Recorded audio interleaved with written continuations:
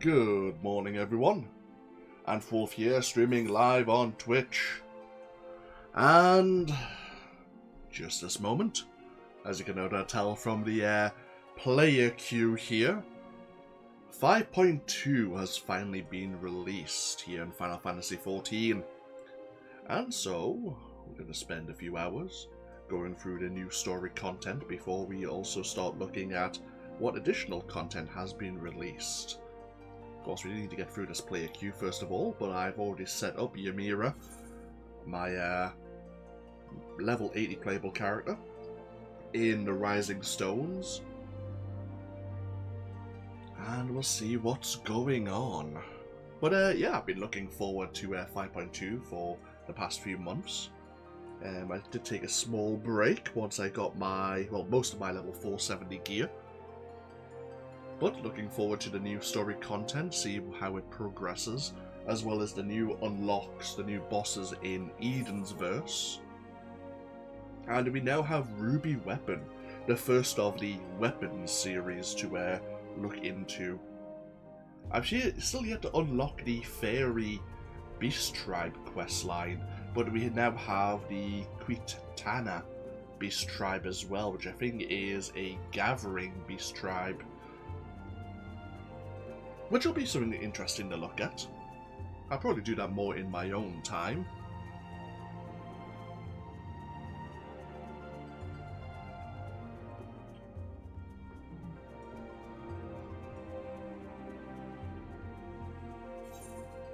Oh! They pushed us out. Oh, that sucks.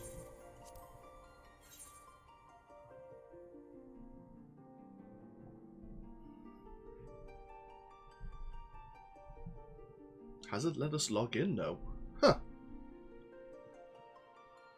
If it has, I'll take it. We'll see what happens.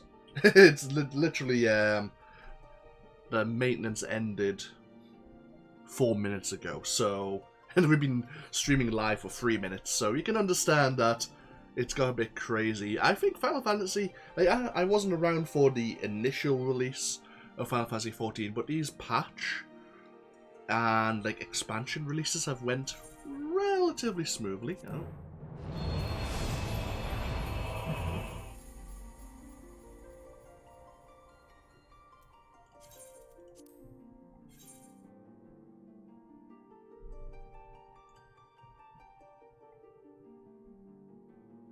I think we're going to get the same issue again here. Give it a go though.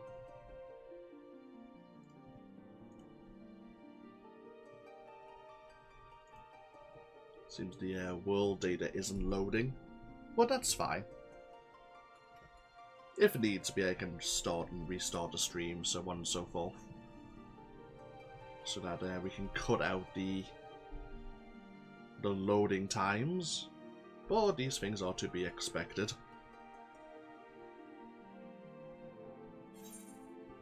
Yeah, world data could not be obtained.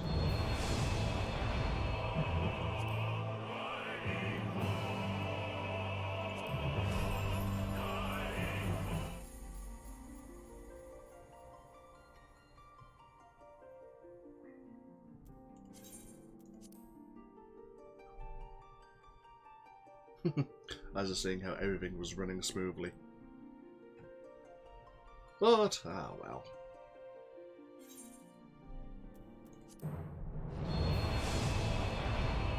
Hello there, Serenity.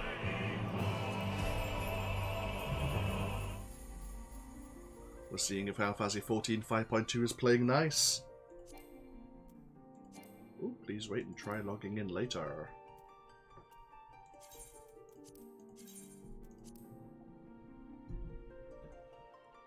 I hope you're doing well, Serenity.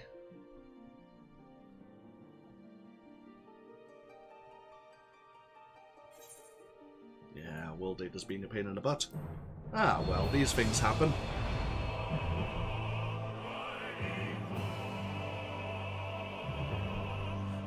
You're not doing too well. I'm sorry to hear that.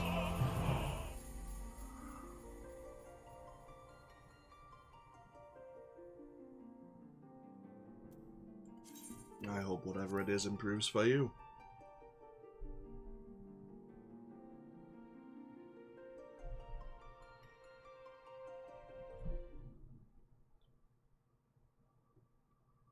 It's the first time the music's actually cut out. We might actually get into the game this time. Maybe.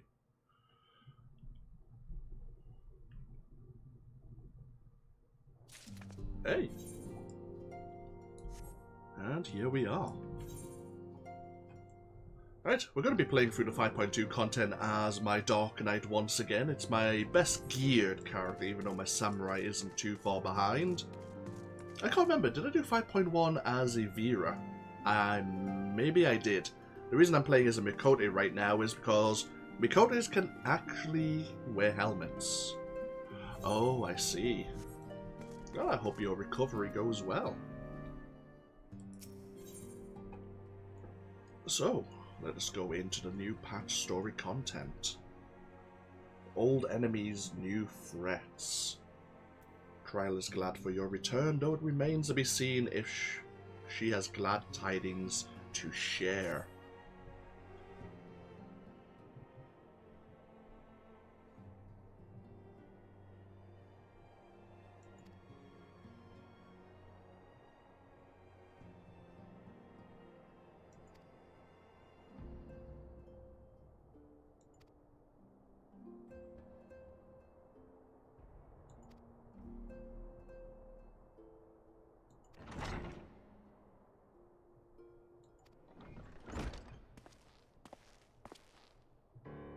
Oh, Maxima from the Gallian Empire.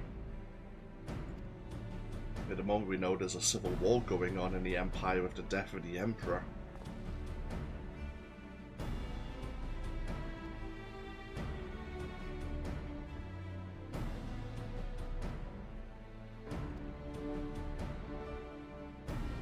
Okay, Serenity, yeah, no.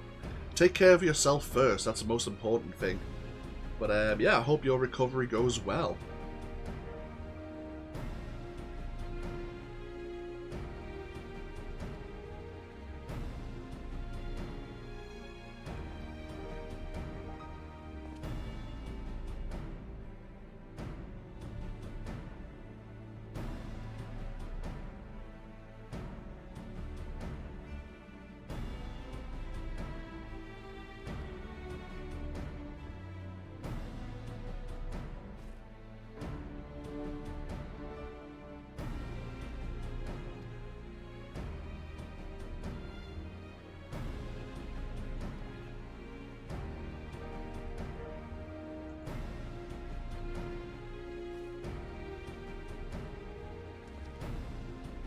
Okay, so yeah, with the Gallian civil war going on, a lot of Gallian forces have drawn back and away from the Gilmit Dark, from the front lines of the war with the Eorzeans, of course.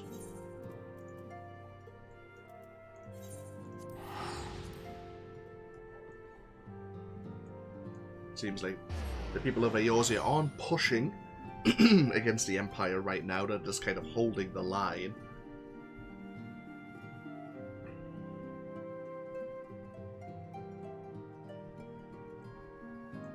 Just going to close down the chat window.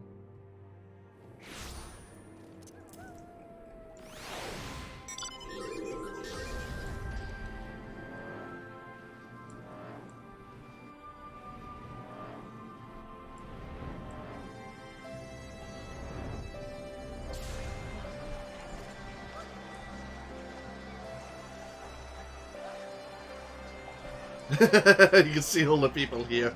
Holy hell. Waiting for the NPC to actually load.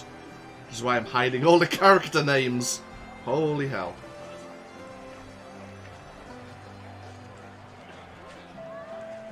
Thank you. Hello, Maxima. There you are.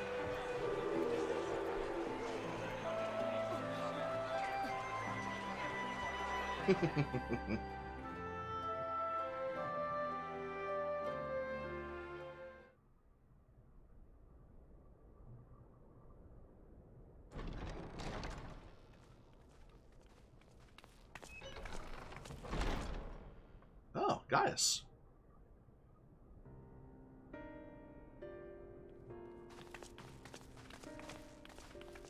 They're here, Commander. And I, for one, am grateful that they are. Told you've been busy since our paths last crossed at the Gimlet Dark. Not that I understand half of it.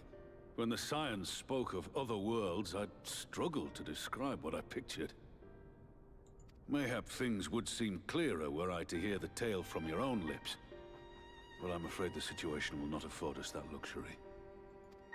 I trust you two require no introduction.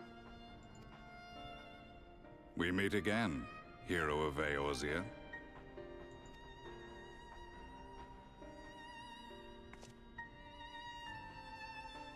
Must we repeat this ridiculous display? I pose no threat to you, though what I come to warn you of very well might. Had he meant to do us harm, I hazard he would have kept to the shadows, and brought more than 2 companions. We need not pretend to be the best of friends, but I hope we can put aside our differences for the present.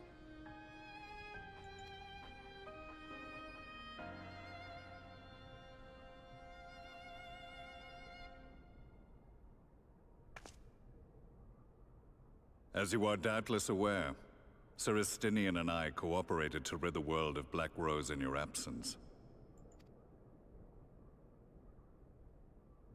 Our journey together took us as far as the Imperial Palace, where we witnessed Emperor Varus meet his death at Xenos' hand.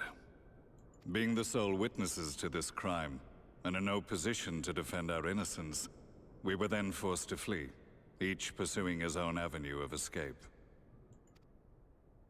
When we were later reunited, Estinian claimed to have encountered an unfamiliar kind of machina during his flight. But to me, his description seemed anything but. And upon further investigation, I found that I was right.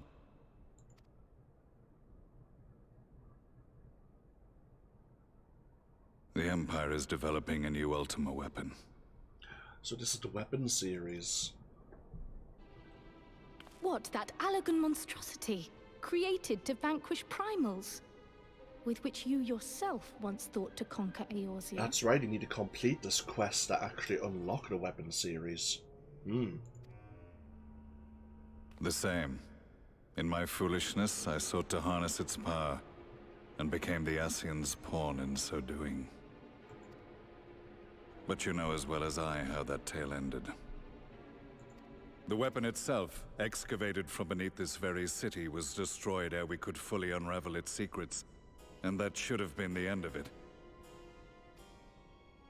But unlikely as it sounds, the Empire's efforts to recreate it have somehow borne fruit, primarily through secret research conducted by the 7th Imperial Legion, it would seem.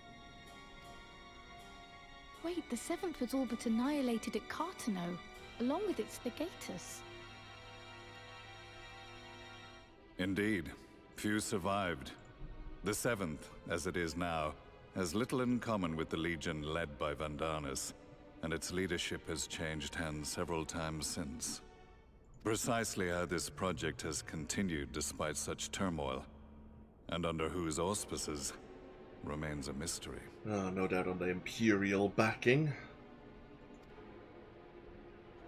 What we do know, however, is that a number of prototypes have been produced, and that one of them is on its way to Eorzea.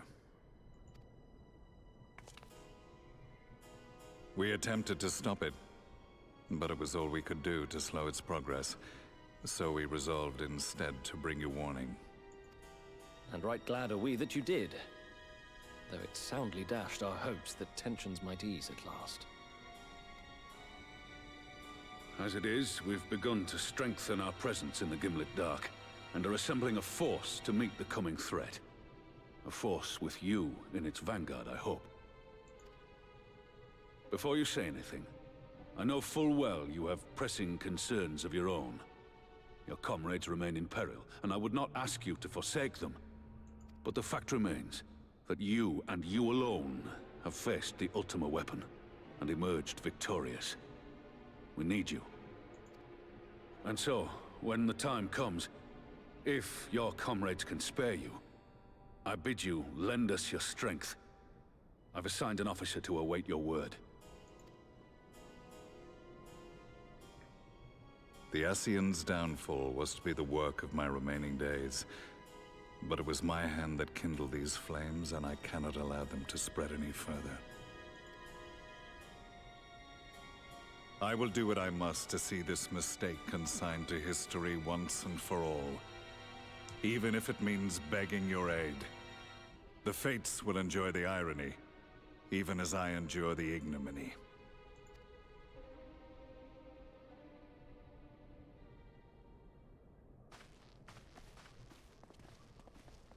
I too shall make for the border and offer my skills, meager though they seem in such company. Mayhap we shall meet there anon.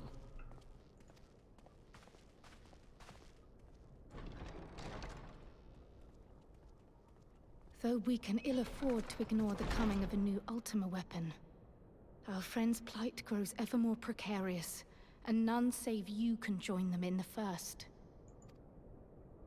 I only hope you are not forced to make a choice. I'm sure we won't be. Okay. So, with this quest, when it gets completed at least, we'll be able to speak to that resistance officer to unlock the first of the weapons series. And we'll look into that later.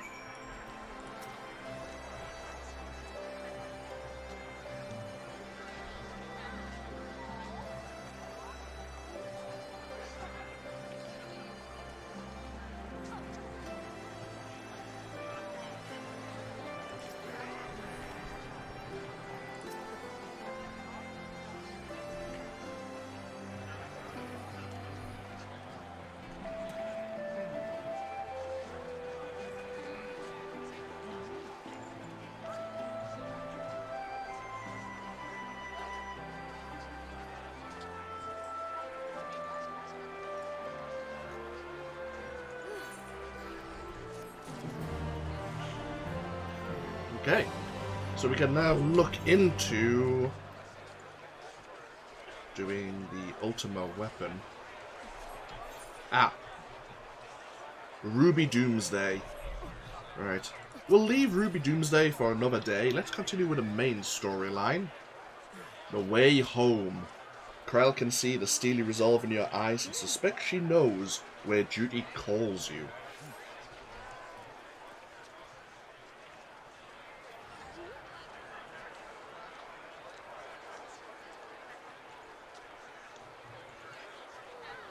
Okay. She just asks us to remind the Scions of the situation here.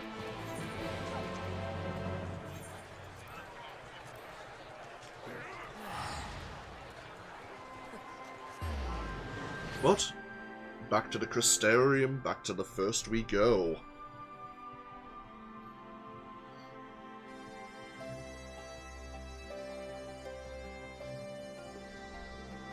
We'll hold the Gimlet Dock with the rest of the Eorzeans later.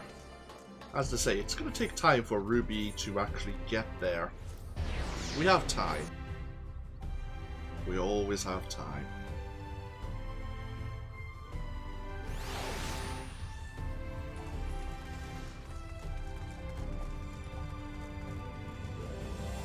But now to go into the Ocular and speak to the Crystal Exarch. We will hopefully gather the Scions. Yeah, at the moment their bodies, because their bodies and souls are separated, there was issues, but hopefully we've stabilized them for just a bit longer.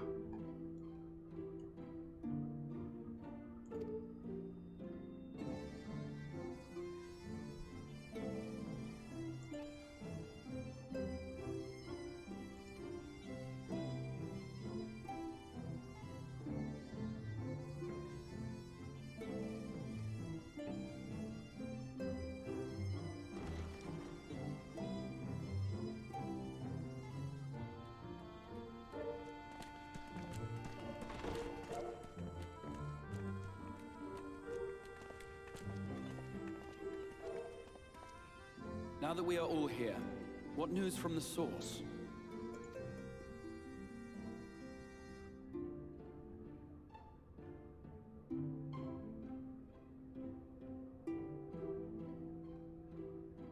A new Ultima weapon? We must count ourselves lucky that Gaius has pledged his assistance. While this is indeed a worrying development, I think the state of the Empire as a whole greater grounds for concern. With the Emperor slain and Xenos returned, it is impossible to predict how matters will unfold in Garlemald. The Ultima weapon may be but the first of many unpleasant surprises. The situation beareth closer observation, of that there is no doubt, and doth compound our need to return unto the source.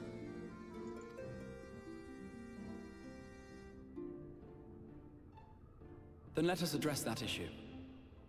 Our long search for a means to see you safely home may well be nearing its conclusion. Thanks in large part to Eorzea and Beclug's invaluable insight, we have succeeded in fashioning a vessel for the journey. Oh?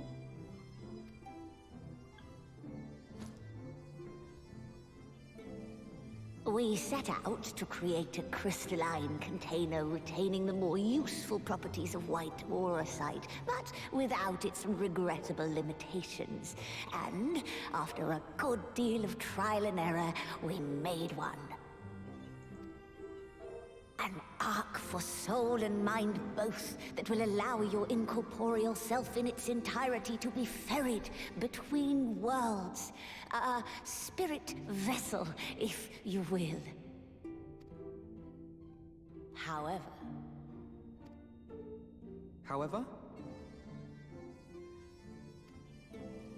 Though the vessel is possessed of the requisite qualities to hold mind and memory, it wanteth yet for a means to receive of them. For that, we must needs imbue it with the Exarch's innate gift. A gift that lives on only through the blood of the Allagan Emperors, which certainly does not flow within aurosite or any other crystal. Just so, milady. The blood serveth as a conduit of sorts. In its absence, memory cannot pass from mind unto mind, nor from flesh unto crystal. That being the case, we must either alter the process of inheritance so as to require no such thing, or determine a means by which my blood may permeate the vessel. I am hopeful that the records found within this tower will yield the knowledge we require to pursue one or the other of these avenues. As well you should be. The Allagan's body of etherological research is extraordinary. I can scarce believe it the work of ages past. But its underlying principles are not so very different from those of my own field of study. Given time, we will find the answers we seek. The whole argument is that time is not on our side.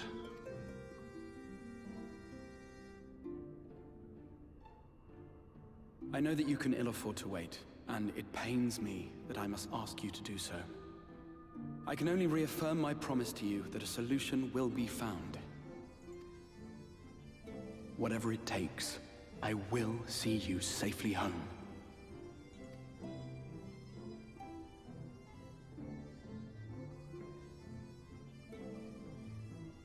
My apologies.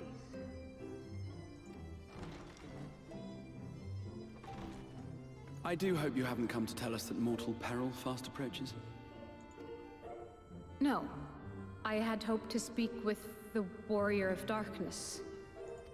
Oh? But there is no need to cut short your meeting on my account. I will be waiting outside.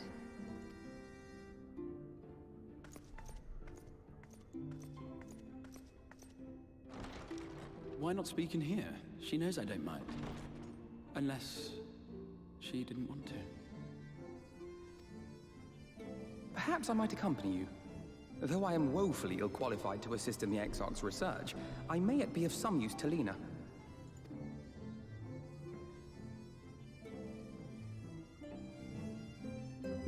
Okay, guess we'll speak to the buddy captain. See what she has to say.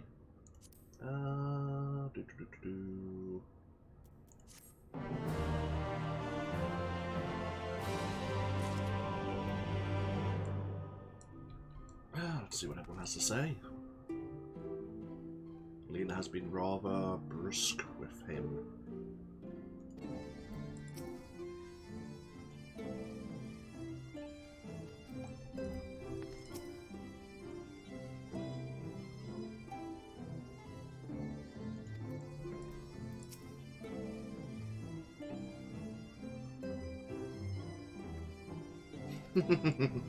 Indeed, why must all our enemies return from their graves?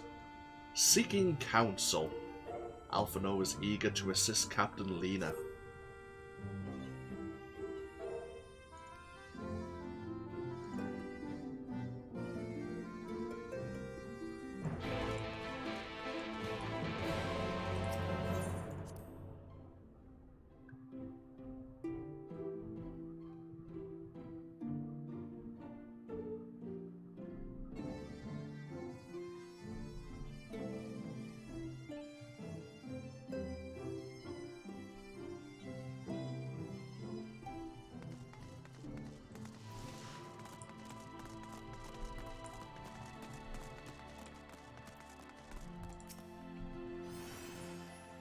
A city that has been sighted in Lakeland.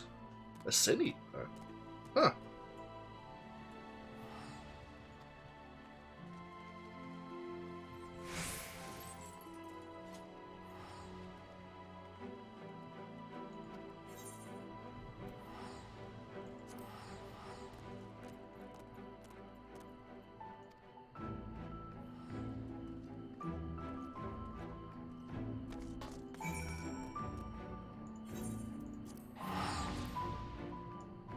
So there's not many Sin-Eaters remaining, but she doesn't want her troops here to be getting complacent.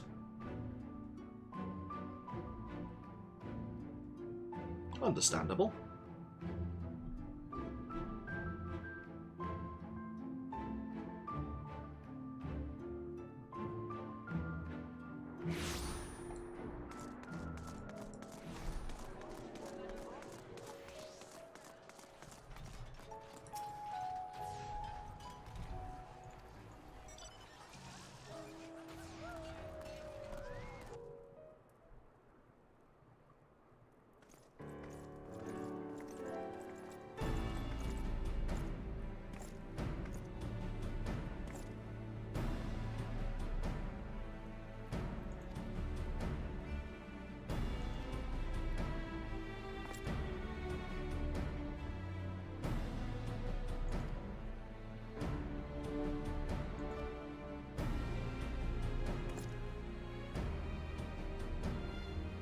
Are these the guards who we helped rescue during the assault on Lakeland?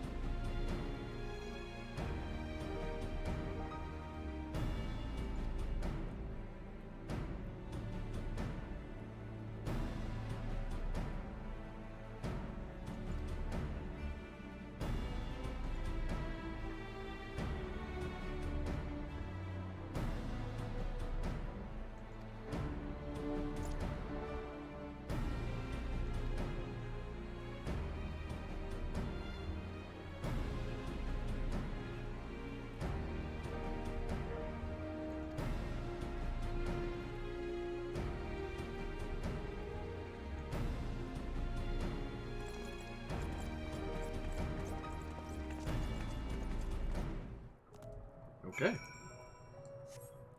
Gotta inspire more of the gods.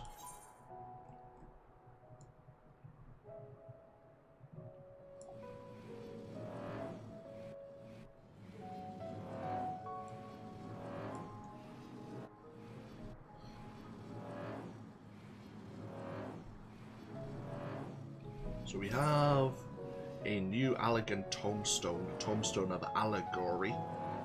The Gotia tombstones have disappeared, but we'll be able to change those tombstones into tombstones of Phantasmagoria.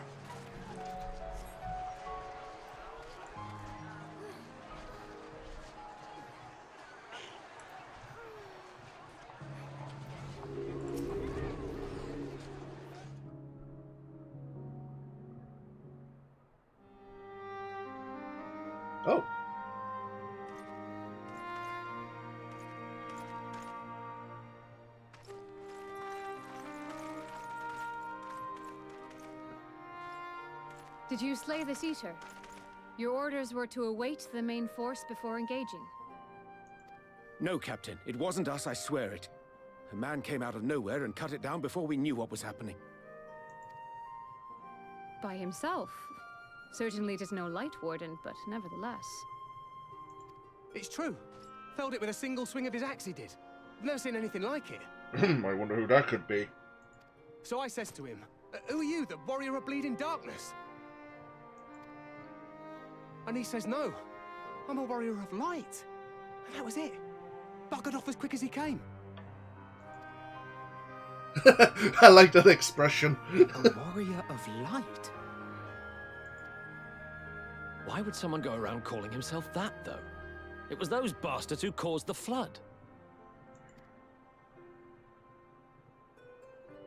I mean, if you were going to pretend to be anyone, it'd be her.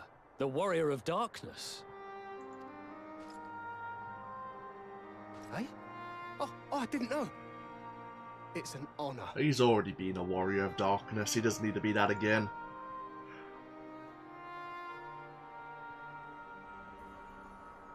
It was only slain recently, as it's only just started to disperse now.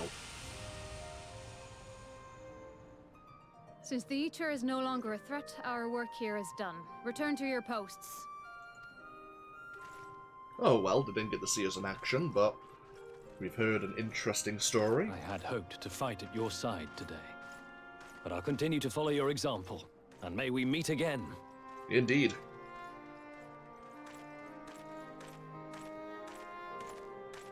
I apologize for the wasted journey. It seems I overestimated the threat. As for this warrior of light, I do not know who would be brazen enough to take that mantle for his own. Whatever it may once have meant, it is forever tainted by the association with the Flood.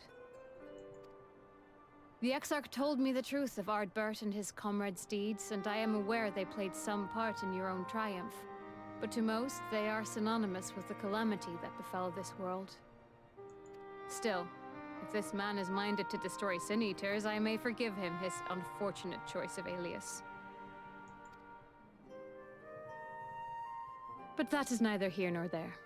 I thank you for accompanying me. We've still yet to clear those Warrior of Light With that quests. concluded, shall we return to the Crystarium? There is a proposal I should like to make. Oh? Are we going to try and track down this Warrior of Light? Forgive me. There is one more thing. A personal concern of mine. I had hoped you might have a moment to speak privately. Take your time. I shall go on ahead.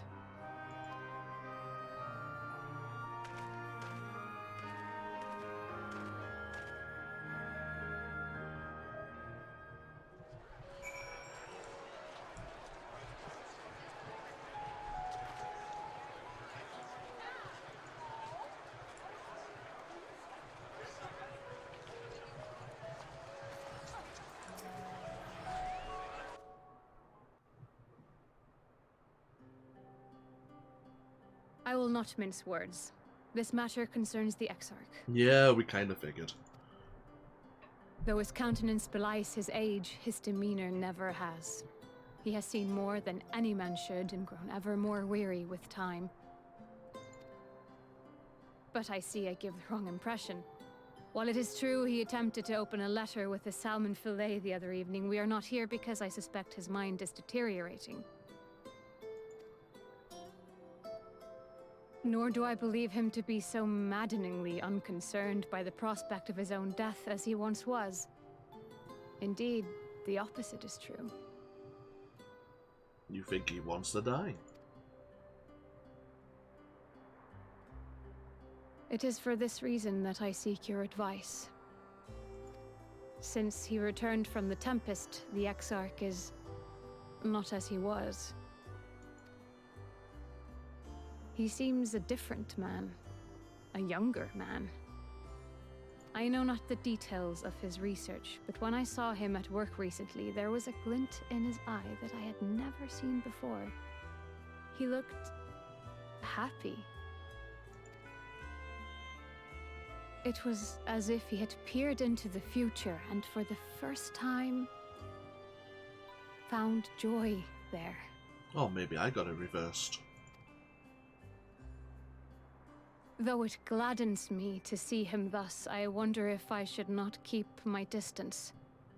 I fear that my presence will only anchor him to the past, remind him of all the pain that came before.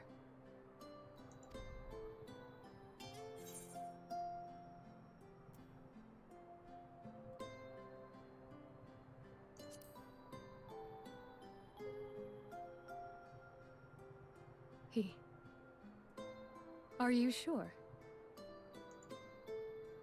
Then perhaps we might remain as we were. As we have always been. What a relief.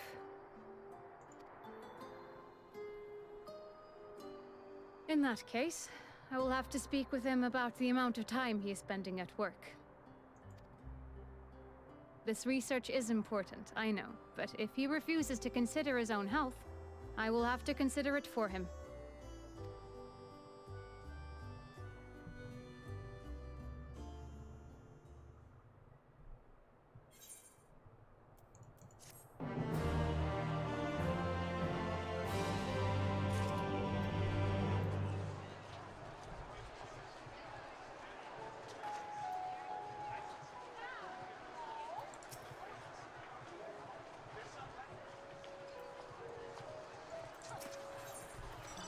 Facing the truth.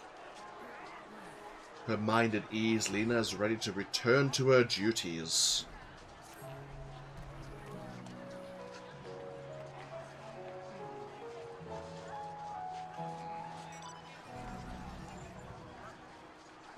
And now we need to go speak to Alpha now.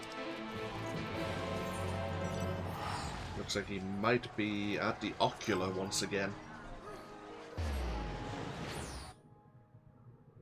Or at least at the entrance.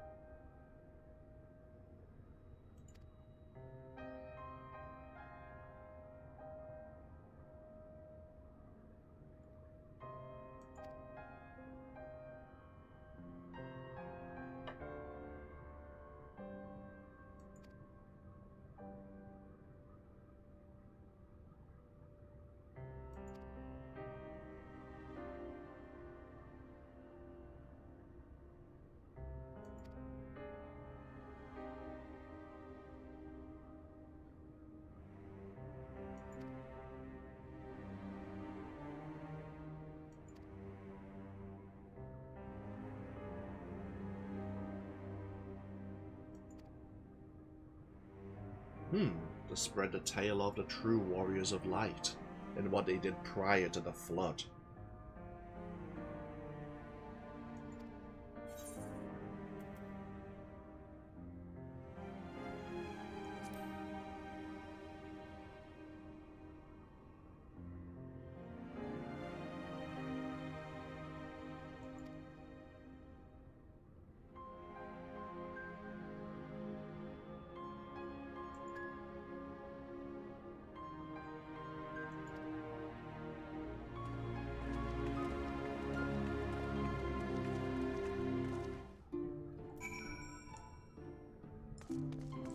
Okay, we need to find 5 people in the Crystarium and ask them to gather.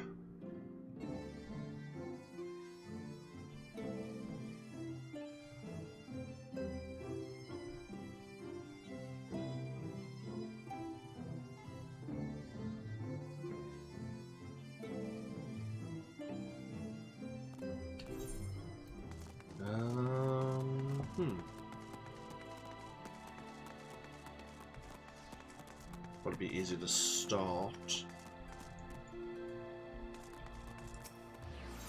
Over the pendants and go from there.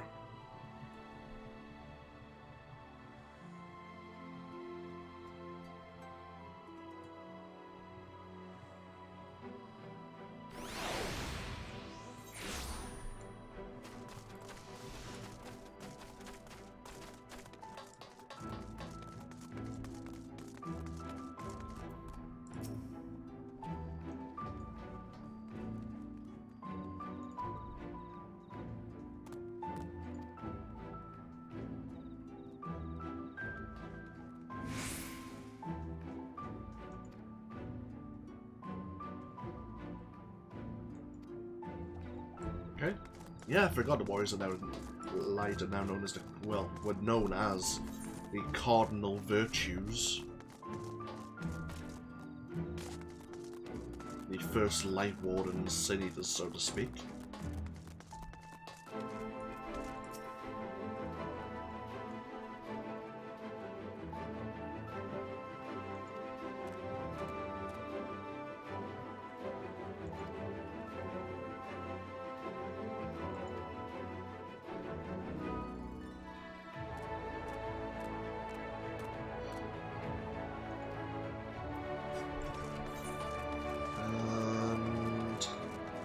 Head over to the Cabinet of Curiosity.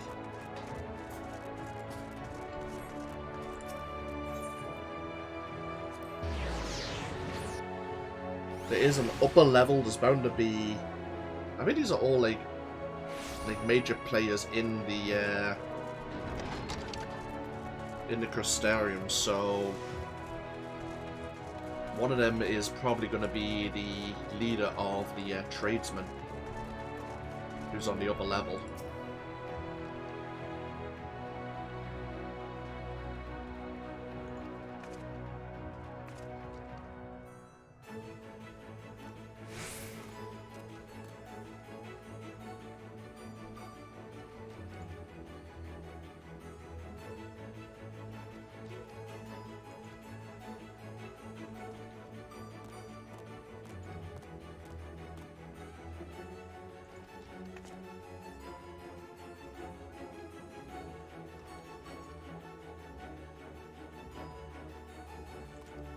Okay, Morian's coming. I think we want to head up to the Crystalline Mean next.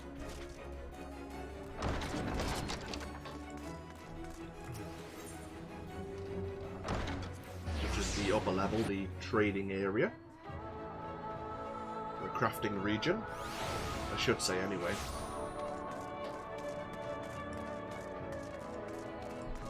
And then the last... Ah, it's actually in the medical wing. Okay.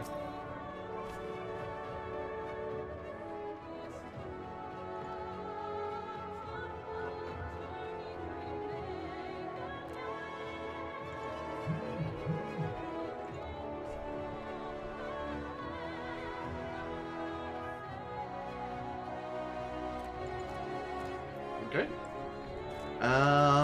Right. How to get over to we should just be able to go this way. Can we jump over this railing? Yes, we can.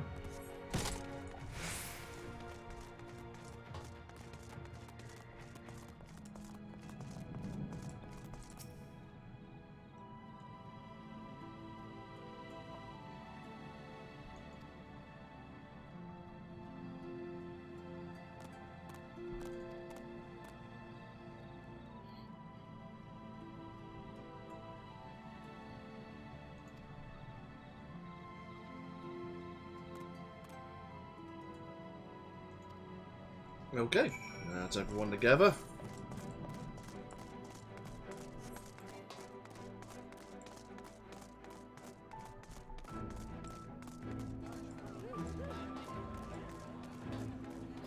I imagine this is going to go overly well.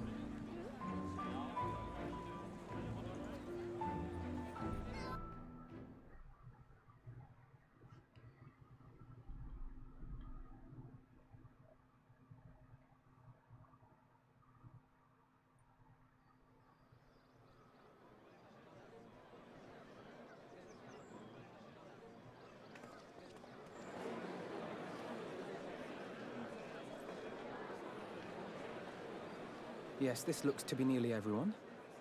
Let us begin, shall we? I'm terrible at talking with crowds, by the way. Though I am usually the first to hold forth at such events, I think on this occasion that honor should fall to you. Thanks, Alphino. They would be more inclined to take the word of the Warrior of Darkness. Indeed. In light of the subject matter, who better than thee to speak these truths? Oh great, everyone's throwing me under the bus. Delightful.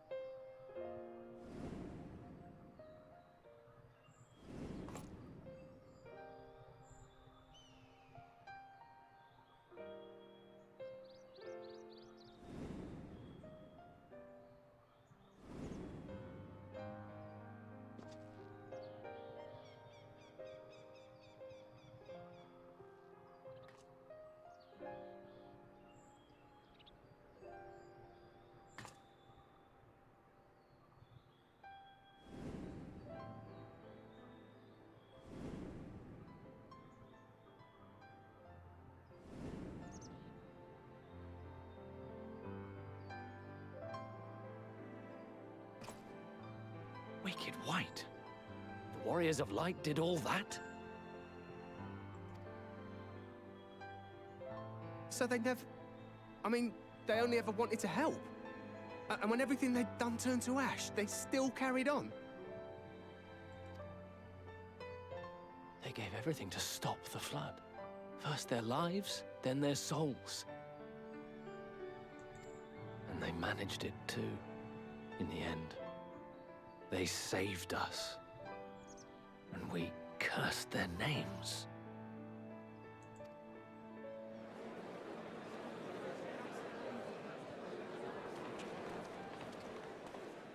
This should go a long way towards clearing the air.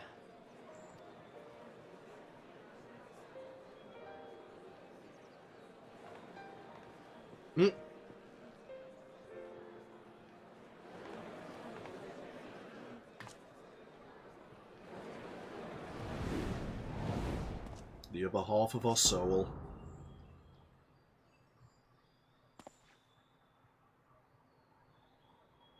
Impossible. You can see him too, right? Thank you. I definitely see something.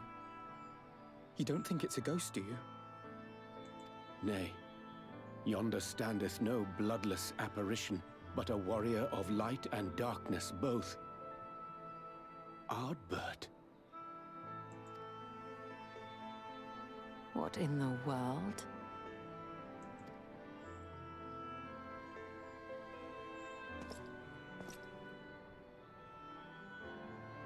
It's you! The one who slew the Eater! The Warrior of Light. That it should be the Warrior of Darkness who brought the truth to light. You've saved me a fair bit of time. Though I have a few words of my own to say, if I may.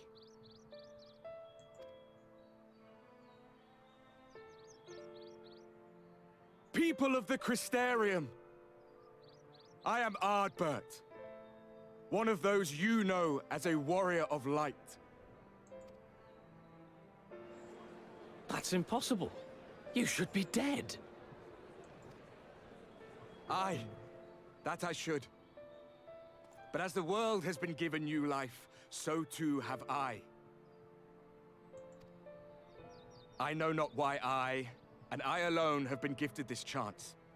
But I do know this.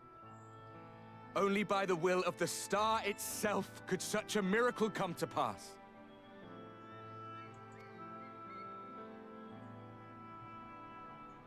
The hero who stands before you now, the Warrior of Darkness, is not of this world.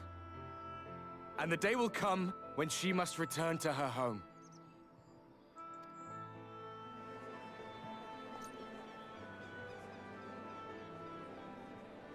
But this land is our home. And if it is to remain so, now and forevermore, it is we who must protect it. The time to rely on saviors from afar has passed. It is you who must rise. You who must become the new Warriors of Light. And Darkness. What? Us? Warriors of Light?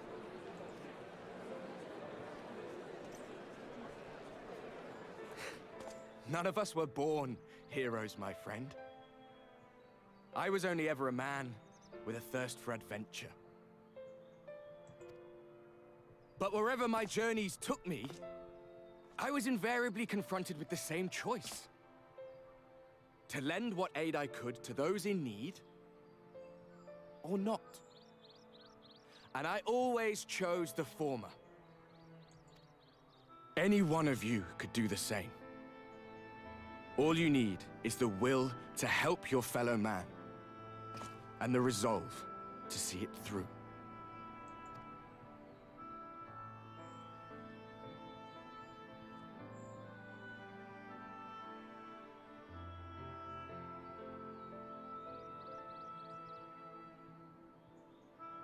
From thine own lips did we learn of Ardbert's fate, and by thy countenance I gather thou art not inclined to recant thy testimony.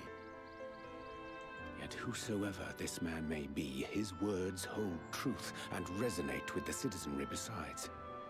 For us to voice our doubts here and now would serve but to sow disquiet. 'Twere better we retired unto the ocular and there discuss this matter in private. Go. I will stay here and watch.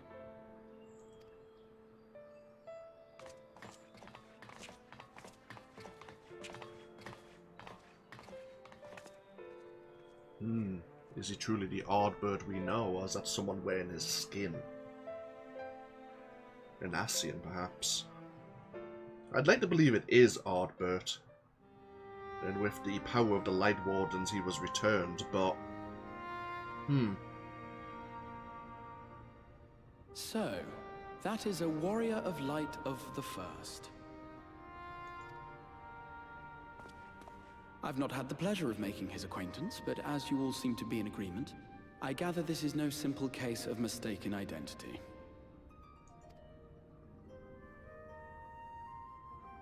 As far as I was able to discern, that was indeed Ardbert. It has been a long time, but not that long. Could he truly have been resurrected as he claims?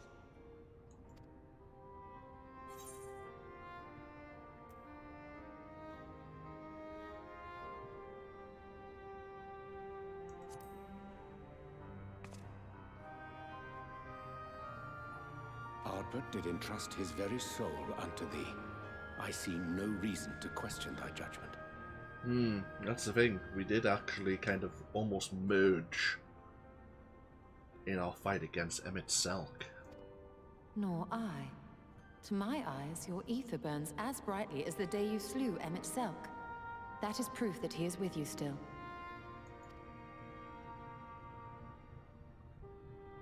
Yet that which standeth now before the people is far more than a passing imitation. I am reminded of the cardinal virtues, though a sin-eater he is not. Which leaveth but one plausible explanation.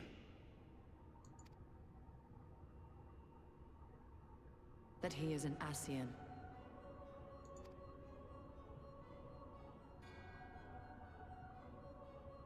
Given their fondness for posthumous possession, I would have to agree.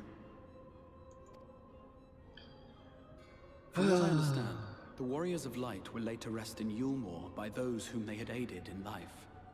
At the time, some few still remembered them as heroes. Needless to say, 4 of them were subsequently exhumed to serve as the Virtues. And if one knew where to look, Ardbert too would not have been difficult to find. Assuming then that this is indeed the work of an Ascian, my mind inevitably turns to the last remaining paragon to survive the Sundering.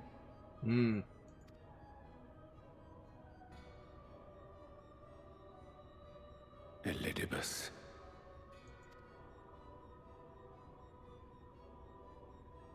That Xenos hath reclaimed his own flesh is known. Thus evicted from his borrowed form, and cognizant no doubt of Emmett Selk's failure here in the First, 'tis quite possible the emissary chose Ardbert for his next vessel. Inhabiting the flesh of the fallen. My, that is unsavory. And they do this often, you say? Verily, for they possess no corporeal forms of their own. In what one may term their natural state, none save those gifted with the echo can perceive them. Indeed, when Elidibus intruded upon the waking sands, his presence did go unmarked by all save Minfilia and the Warrior of Light.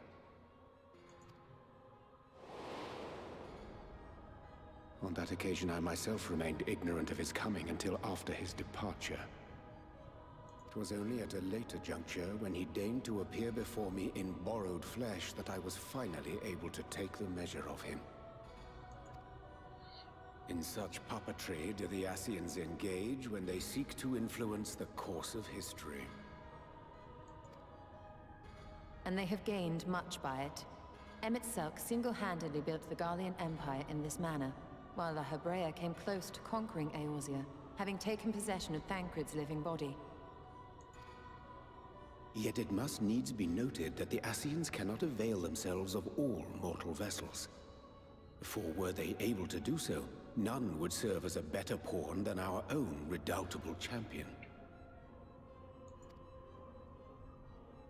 Mayhap the blessing of light shieldeth Hydaelyn's chosen from Ascian influence. Or mayhap other forces are at work. We cannot say for certain. Whatever the reason, I hope it holds true. I dare not contemplate what might come to pass otherwise. Is it not peculiar, then, that Ardbert's mortal remains should be susceptible, given that he was once a warrior of light? Or did the final departure of his soul make it possible, perhaps? It's likely because he had a crystal of light which was destroyed or passed to us upon his death. Regardless, to hear an Ascian use him to call forth new warriors of light boggles the mind. Well, they're still trying to form the Union. And so they need this to be a light-aspected world.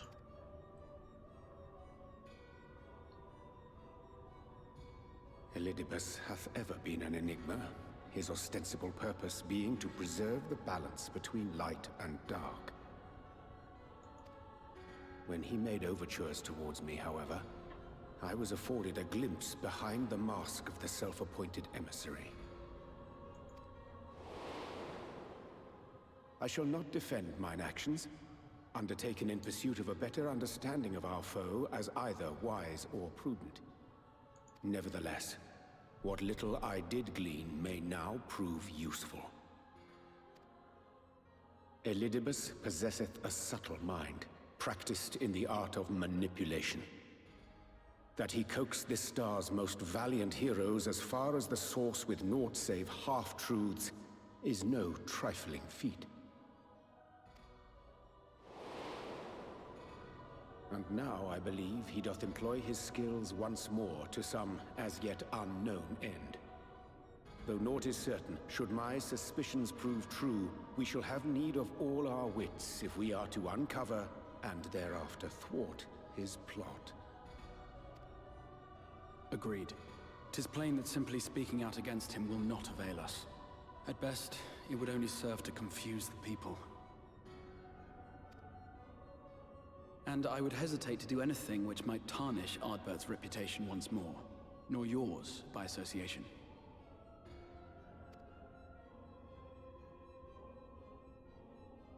That being the case, it may be wise to keep a covert eye on this Ardbert's movements, as we attempt to discern his purpose and how best to mitigate his influence.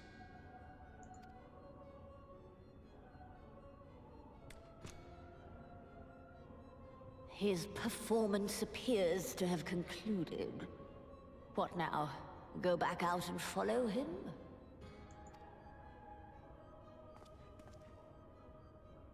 'Twould appear Master Alphino already hath pursuit in mind, and I suspect one pair of eyes shall better serve our cause than half a dozen. Let the rest of us maintain an inconspicuous distance, for the present at least.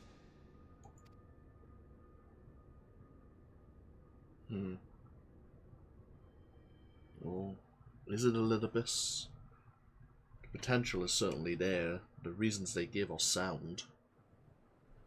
I wish there was Ardbert. I wish he was given a second chance, but I understand the merging of our souls as well.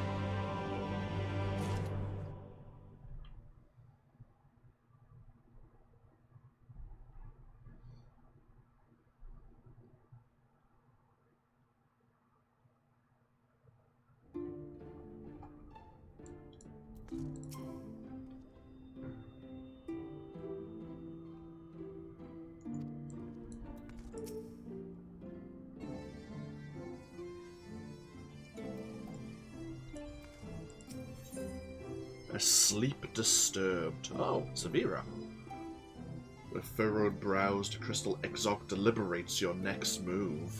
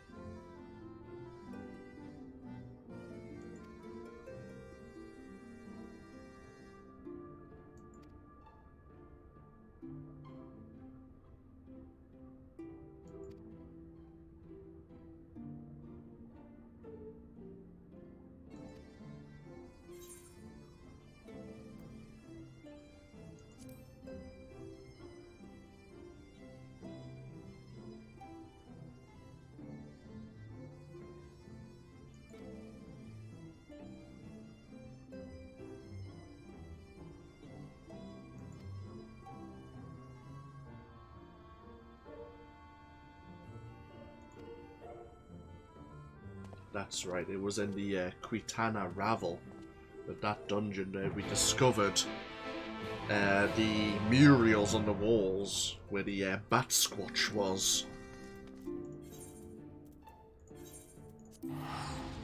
And it seems they found other chambers talking about the calamity that fell an ancient civilization. So hopefully we can learn more about the Ascians, their origin, and what they may be up to.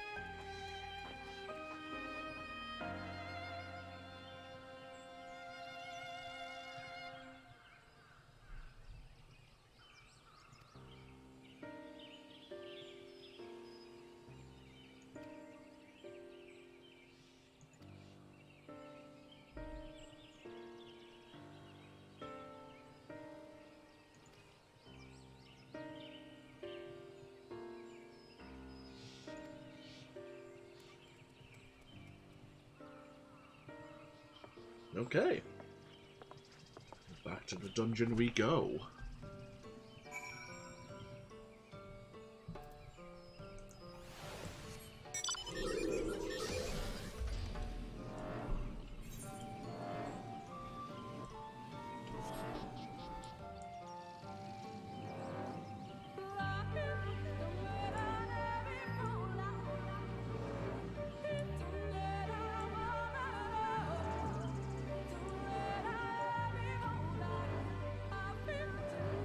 Oh.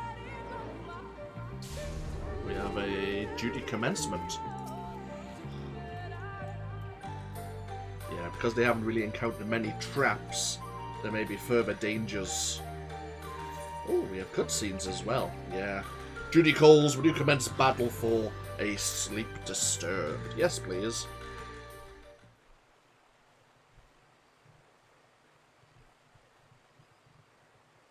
They did warn us there was various cutscenes that will play in sequence.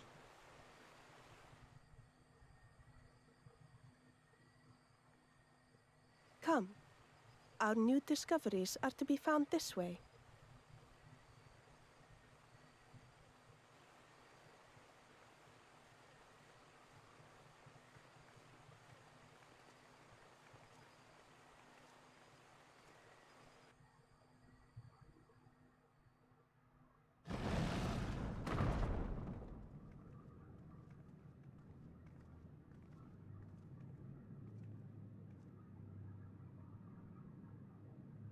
The people of Ronka are known to have venerated animals, but these features do not match those of any indigenous species.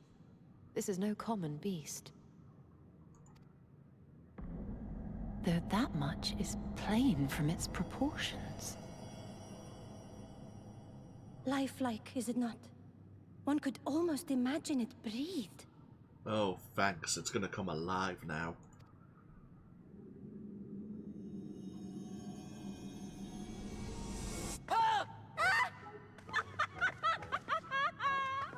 Why, you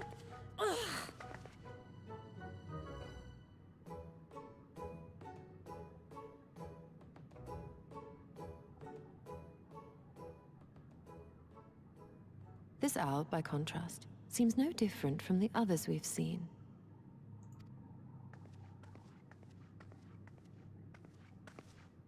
The sealed door lies ahead.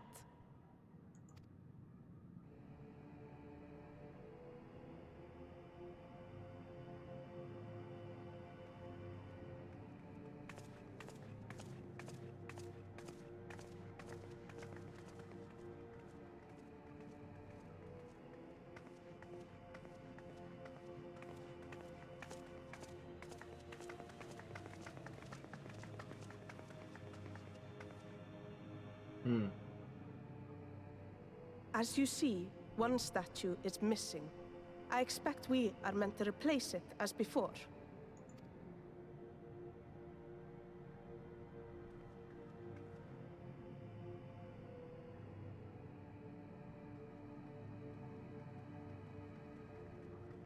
Too simple.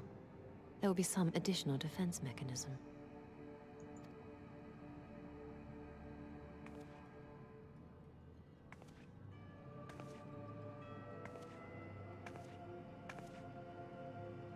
Just a moment. There are words carved into the stone.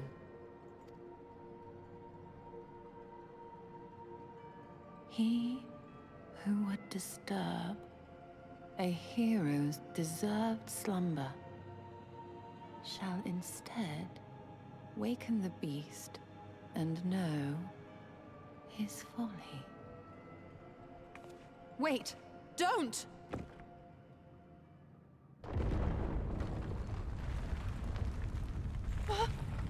What? But I only... What is happening?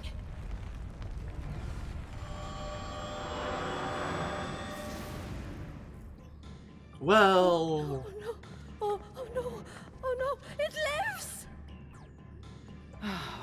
Why am I not surprised? Prepare yourselves. Great.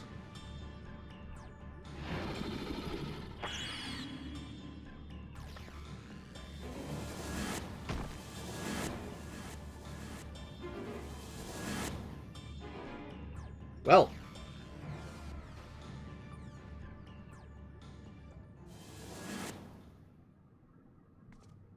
Bollocks. Oh.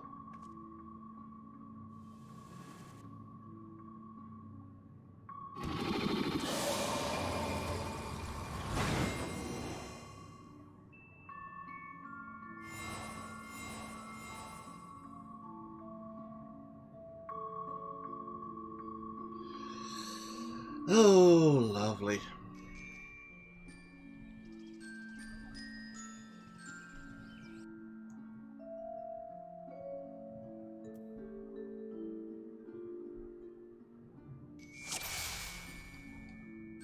The Trial of Ronka.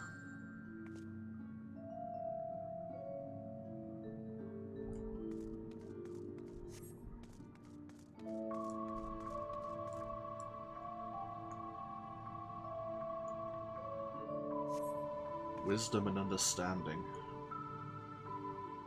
It's a sphinx. Great.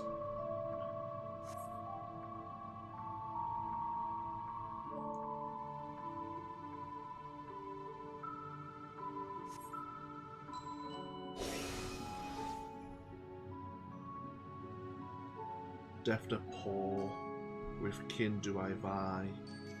No sort of part betterment of the whole do our efforts descry. Deft of Paul.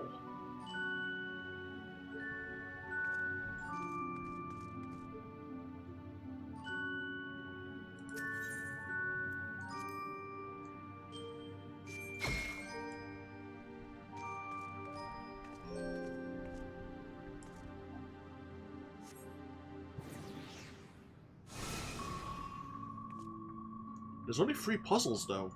With fearsome Fang, I travel with pack. Together we find harmony, and thus for peace our land does not lack. Fearsome Fang. Wolves.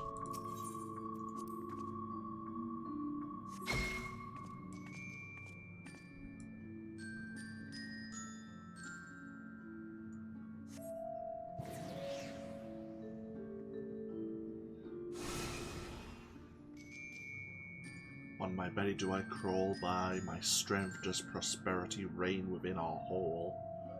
Is that the serpent?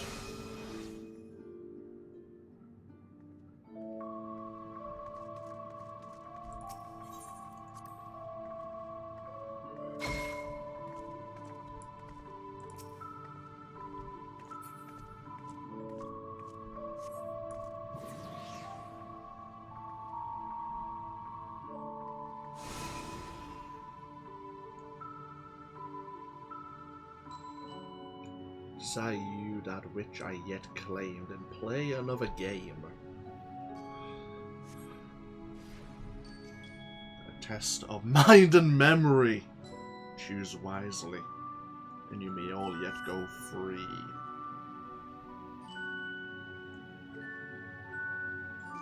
Twixt these talons hide friend or foe. Choose your companions well. Oh, it's a mix and match.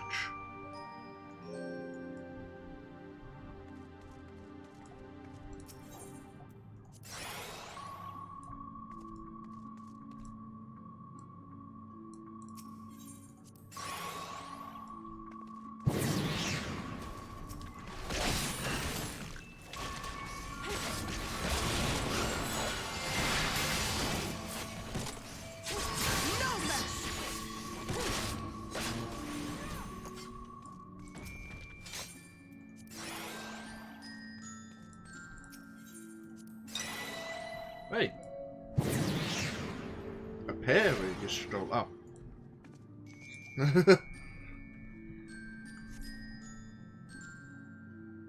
One more trial we must pass. If you would glean the knowledge enshrined in this earth, I would take measure of your worth.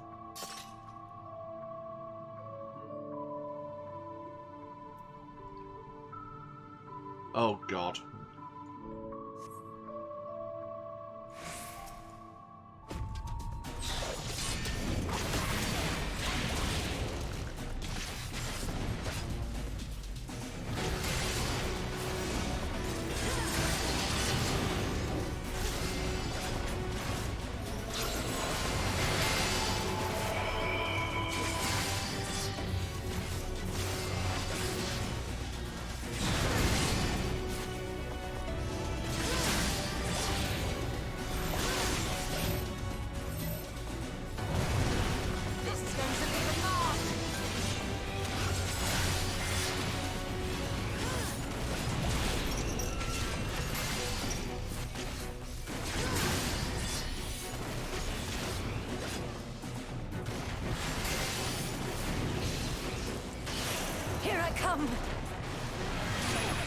Oh Christ.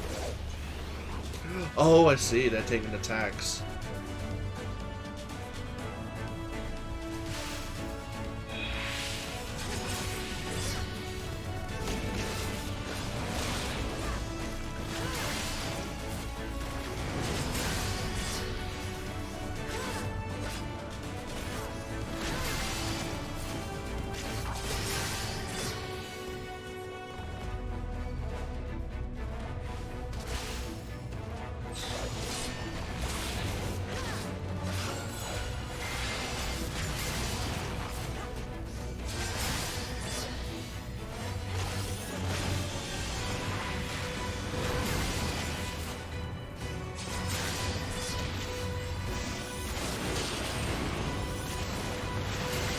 How you handle this? Oh Christ.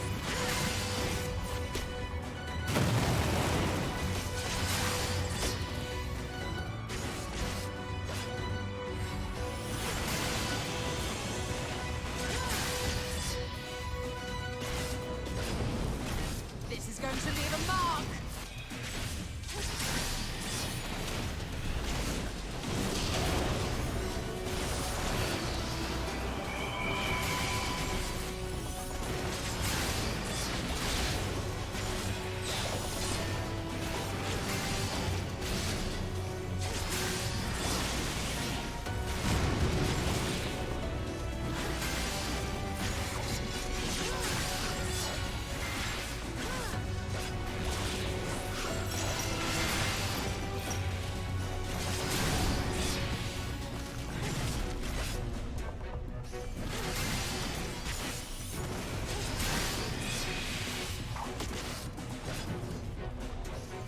Oh, hell.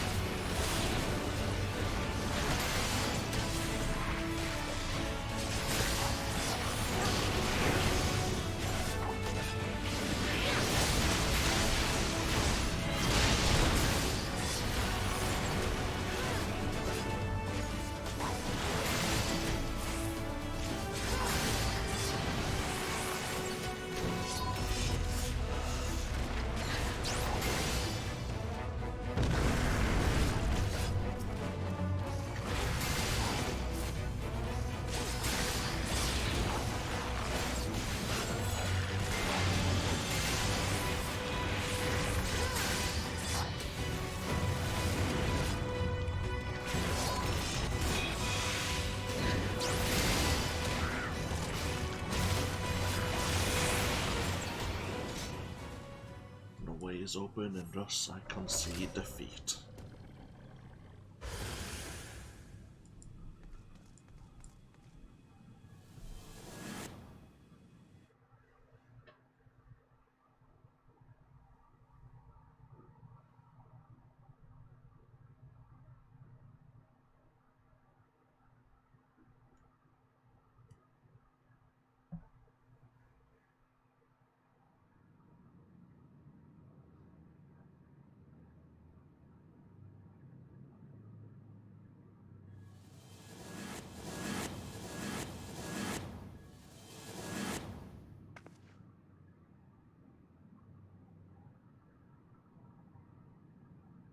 Twould seem the magics have returned us. How polite. Now, what have we learned? Ah, we were bound to run into a living statue eventually. And now we can open the door. Absolutely nothing.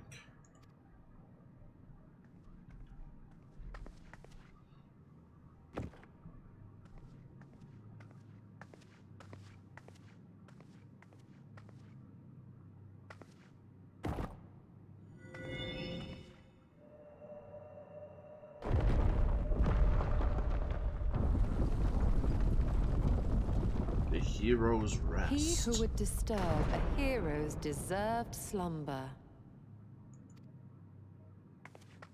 Here lies Oddbert.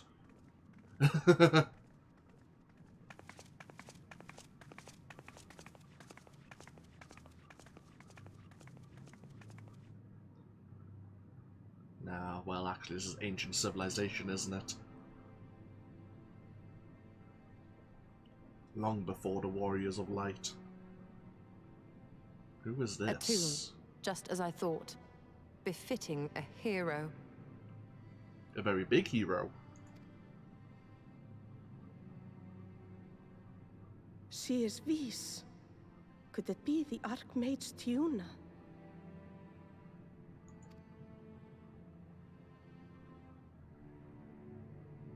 A legendary hero of Ronka, as you surmised. The tales tell of how she smote entire armies with a single incantation, so potent was her spellcraft. Though she ever fought in the name of peace. I thought them no more than tales. To think she really existed. Well, I for one always believed.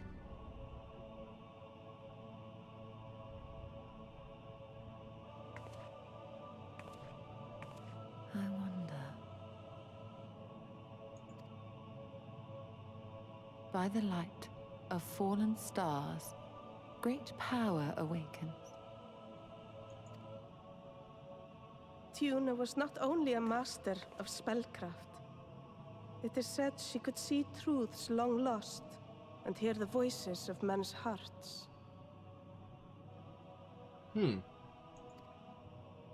Maybe she had the echo then. Naught less than the echo. In which case, none of this is mere coincidence.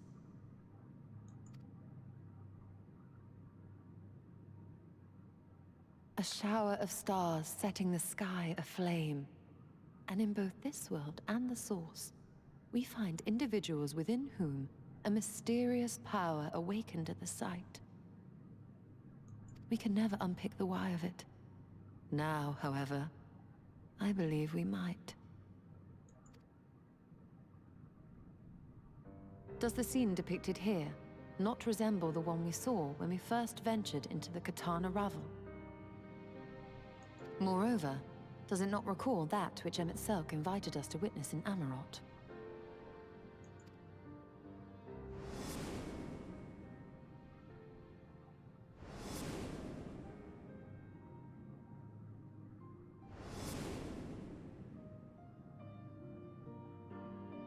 The final days. If, as the Exarch's research suggests, soul and mind share a fragile yet profound bond, might it not be possible for an event to leave such a deep imprint upon the soul that it could be perceived eons later, given a suitable trigger? The echo defies explanation by conventional etherological theory, or shall we say modern etherological theory. But if it is a power that once belonged to the ancients, to souls yet undivided...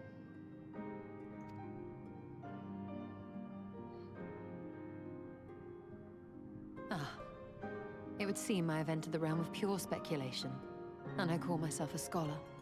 Would that mean that Elidibus has the echo? I shall refrain from making any further wild claims until such time as I have evidence. I can't recall if that had been mentioned before.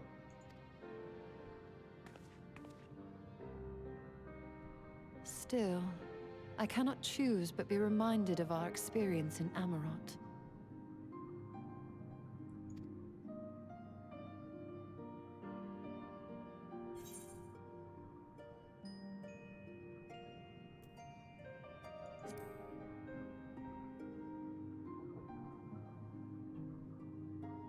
Remember us.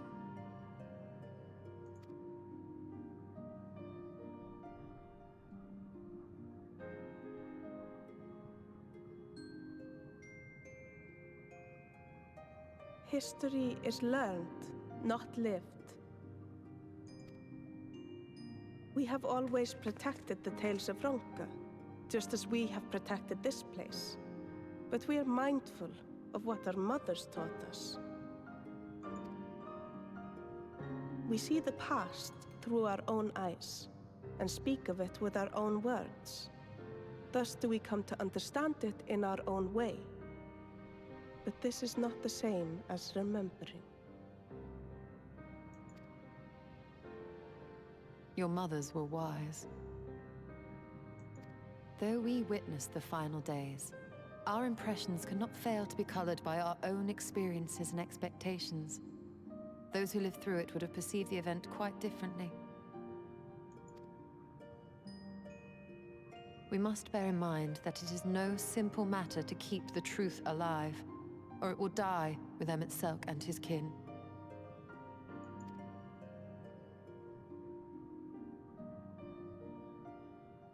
But we have disturbed Tuna long enough. Fanau will serve similarly well as a venue for our contemplations.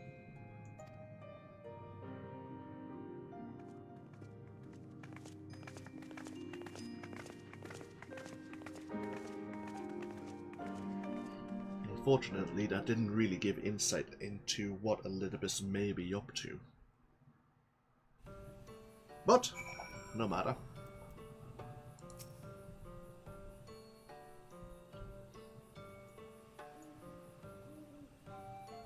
Oh, bloody hell. Everyone's got their bloody mounts out. Delightful.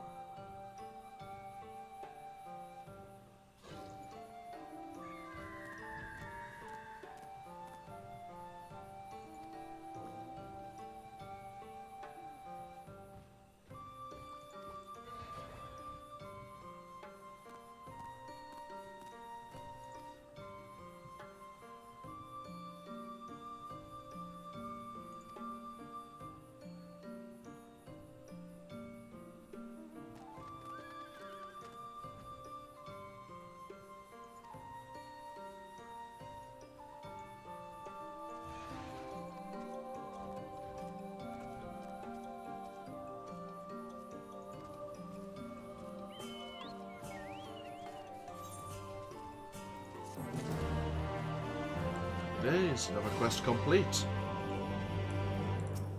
What do we have now? An old friend. By all rights, you should be departing for the Crystarium, but Y'shtola does not seem ready to return.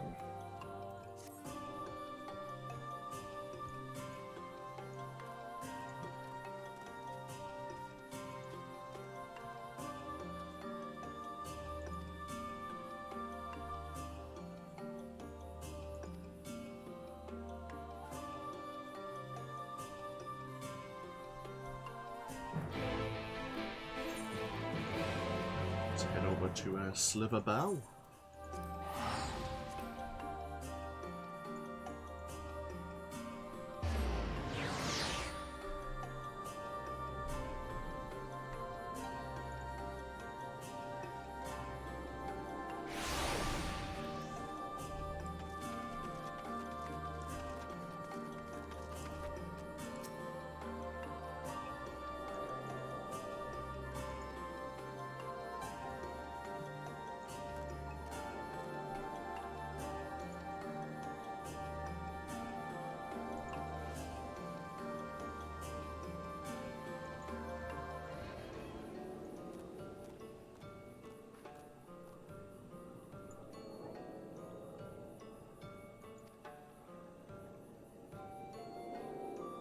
Seems Runar is determined to have a sit down and have a chat.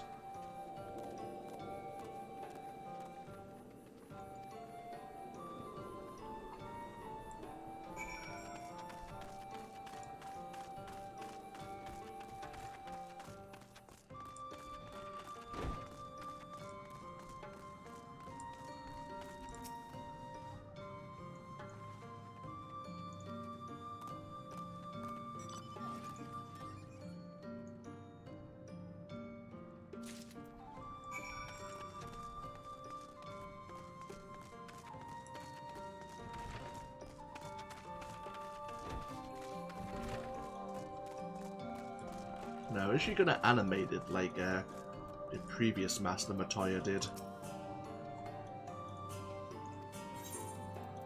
This battered broom.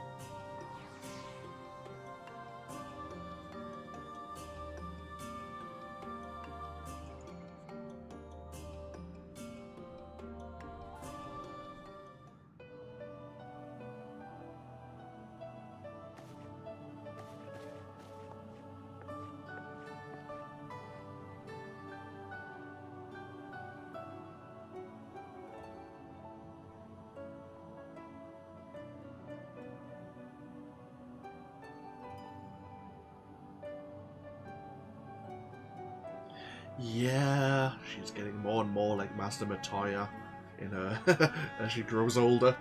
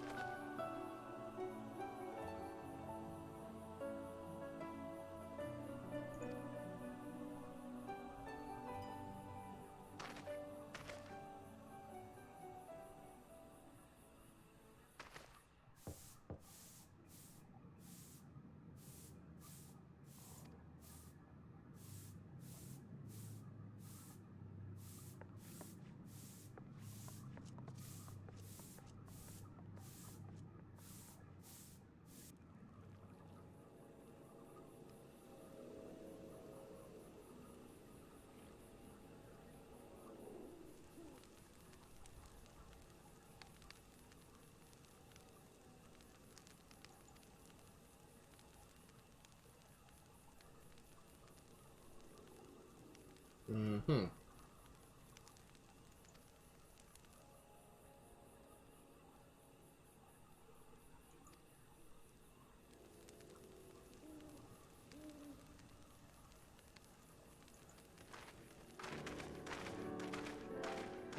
I see.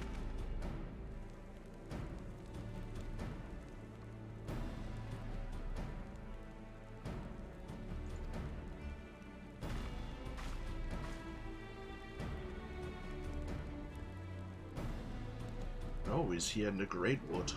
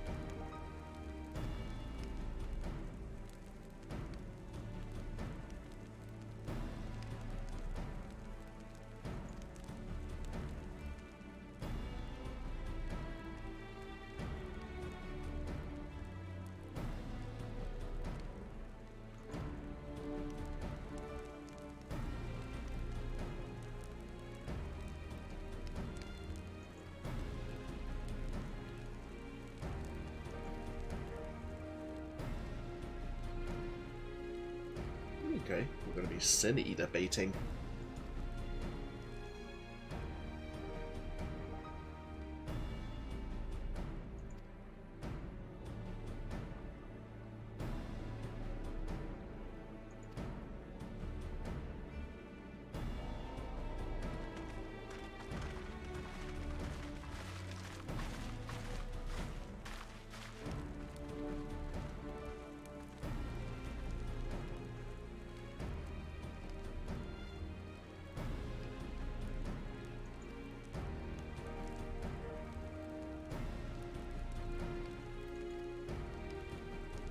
No, Runar.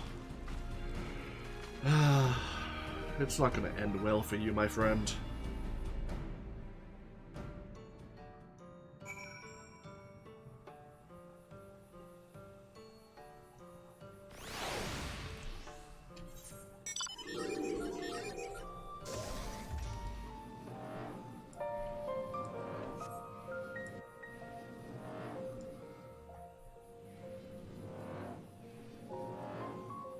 So...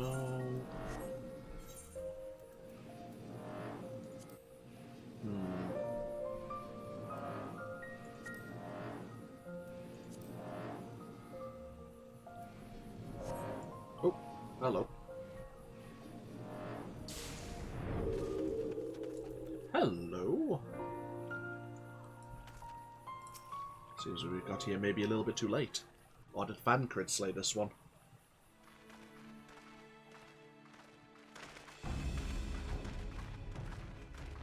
If you were hoping to vent your frustrations on our Issa friend here, I can only apologize. Few as they are now, it took us no time at all to track it down. That suits our purpose perfectly. Now we need only wait for Ardbert to arrive. Weren't you two meant to be attending to the empty? We were, and are, but we can hardly ignore the rest of the world. So we thought we might see how things were coming along. From what we can gather, the answer is strangely. Right now, we think we can do more good here.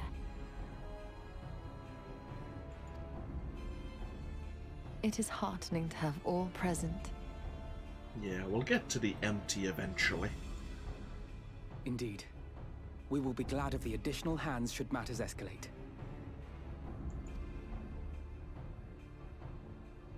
Our quarry has come.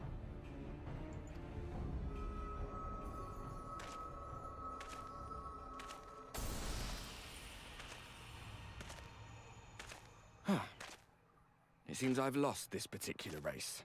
Yeah. Ardbird used to have a habit of that.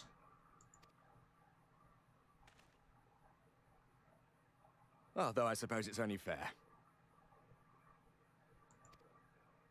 When we first met, it was I who outpaced you. Ravana, was it?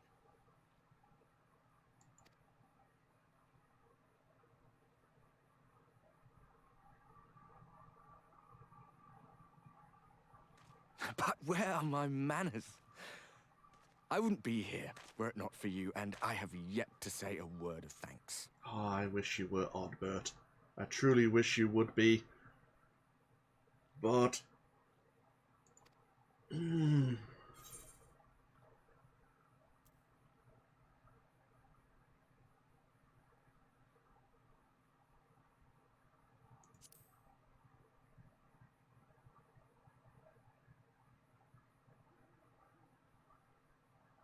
Poor fellow. He will be sorely missed. Seto's alive.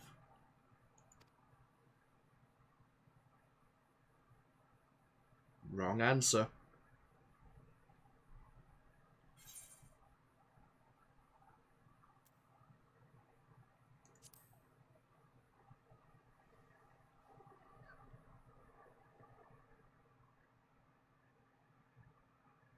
Very well. Let us forego this pretense. Ah, god damn it.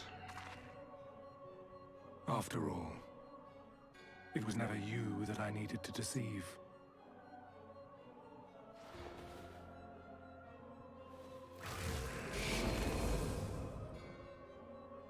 Yes, it is I, Elizabeth. God damn it. I still had hope, but it's been dashed. Through your time in Emet-Selk's imitation of our home, I dare say you have gained a better understanding of my role since last we met.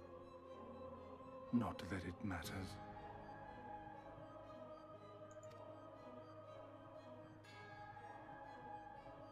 We understand your role, emissary, but not your goal. What is it that you seek to achieve? I seek to enact the will of the Convocation, of course. If it helps you to think of me as but another Ascian, no different in nature or purpose from the rest, you are welcome to do so.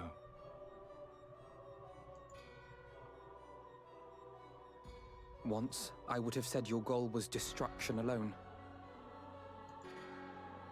Now I understand that you fight for something you love, just as we do. Yet though we seem doomed to clash, I bid you consider Emet-Selk's final words. Remember that we once lived, he said. Had he not seen some glimmer of hope in our kind, I do not believe he would have spoken thus.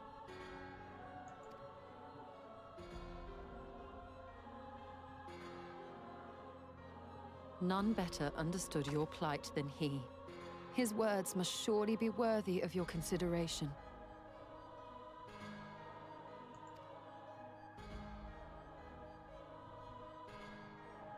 Emet-Selk.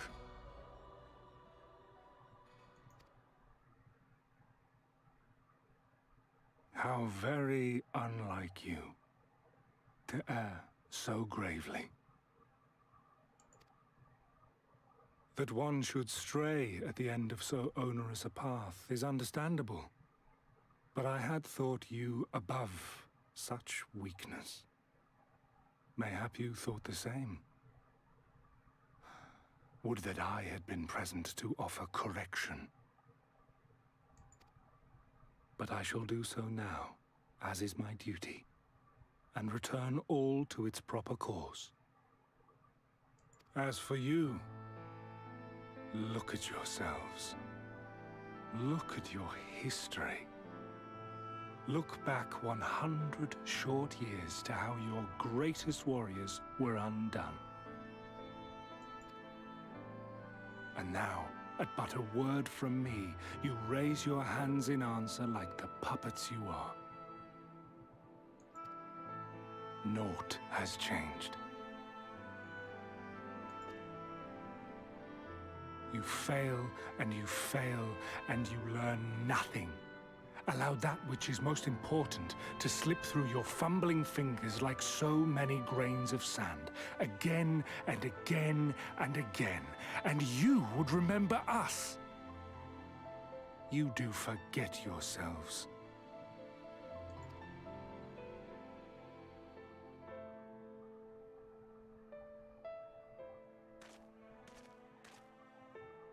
There is no common ground to be found between you and I, nor do I require any. I have my duty. Wait!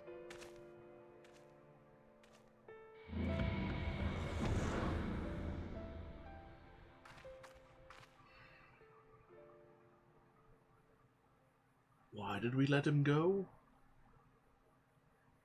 Well, we have confirmed the identity of our foe at least. And 'tis safe to say his objective is the rejoining.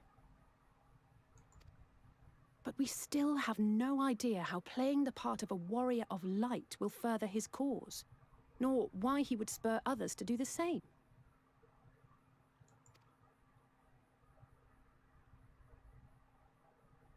Another visit to the Tempest may shed some light upon these mysteries.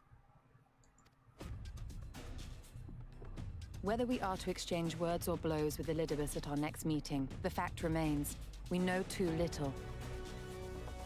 Ere our paths cross again, I would learn more of the world that once was, and of Elidibus himself. In this, we would be best served going directly to his home, much as Emmet Selk came to ours.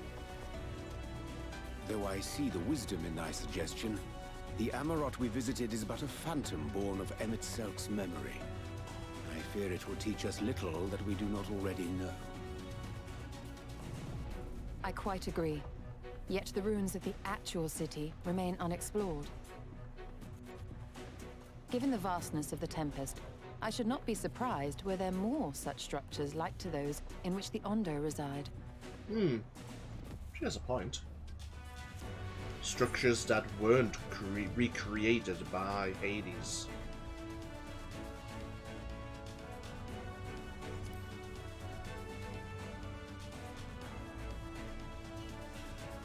A woman after my own heart.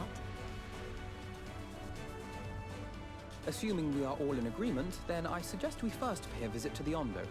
If anyone can tell us where more ruins are to be found, it is them.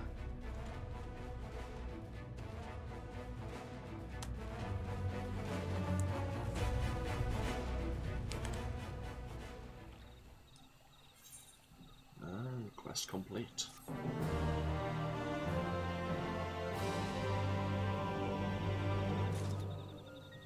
Oh, plenty of people here. Give me but a moment, and then we'll be on our way to the Tempest. I'll be right back.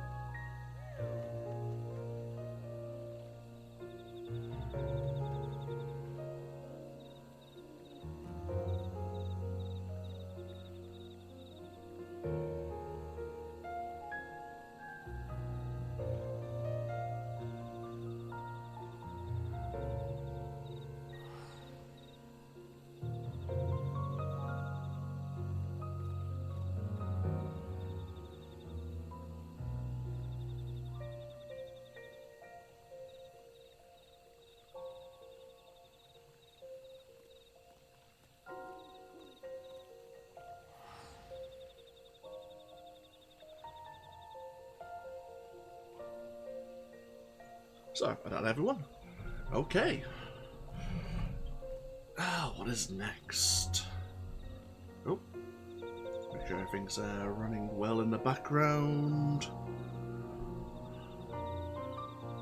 Yeah, that seems fine. Good.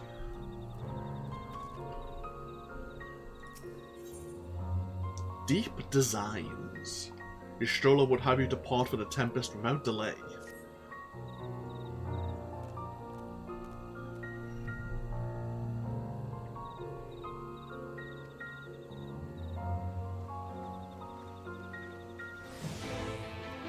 Onwards to the Ondo Cups. Yeah, we do know there's a dungeon, a new dungeon with the 5.2 patch release. And it looked like it was underwater, not part of Emmett Selk's memory, so I'm guessing it's leading up to that.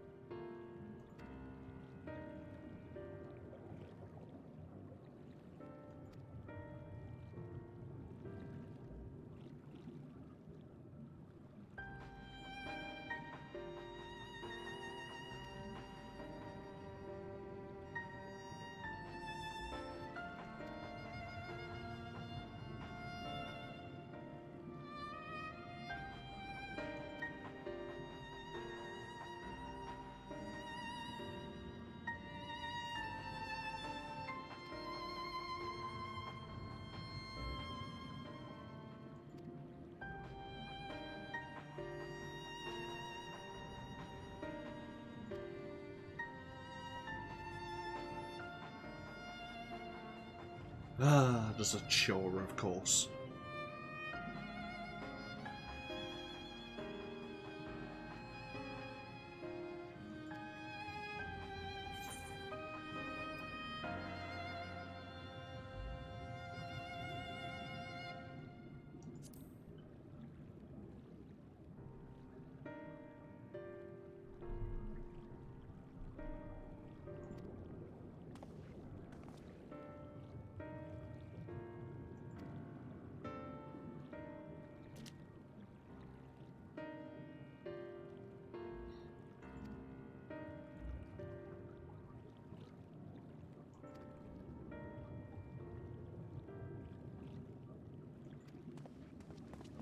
So we need to upset the other group of Ondo and reclaim the livers they claimed.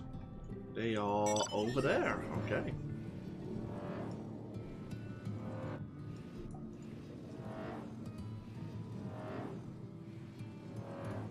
Hopefully other players are doing likewise, so if we do actually gain the attention of the guards, other players will also be in the region.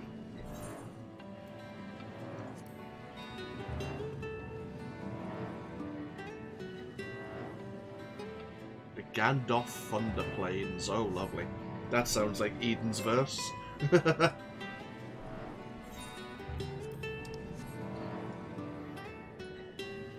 We'll be looking into that once we've cleared the story.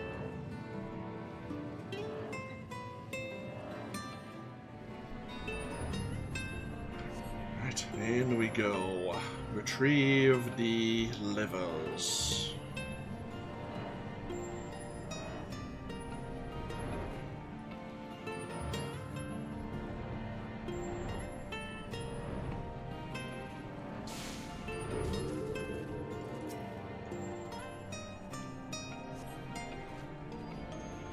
There's only wheat in here.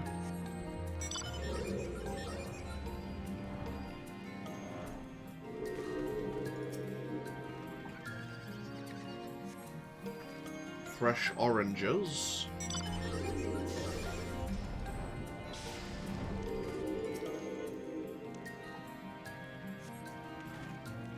assorted vegetables.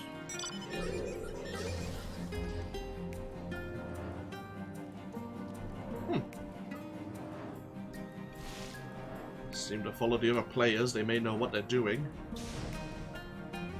Or maybe not. There's a room over here. Ah!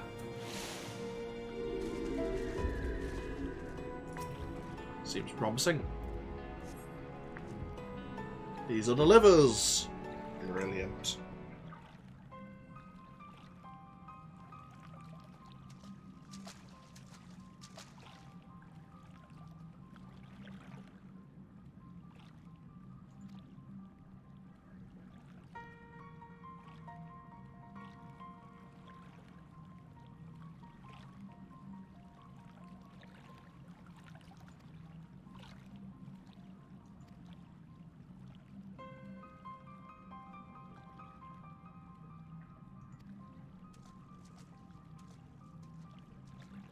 So it seems the bottom feeders are definitely raiding Eorzea as well. I'm sure the Umorans will be happy to know that. Probably have to tighten the guards. But hopefully this will earn us the appreciation of the Ondo chieftain here to let us know where the ruins may be.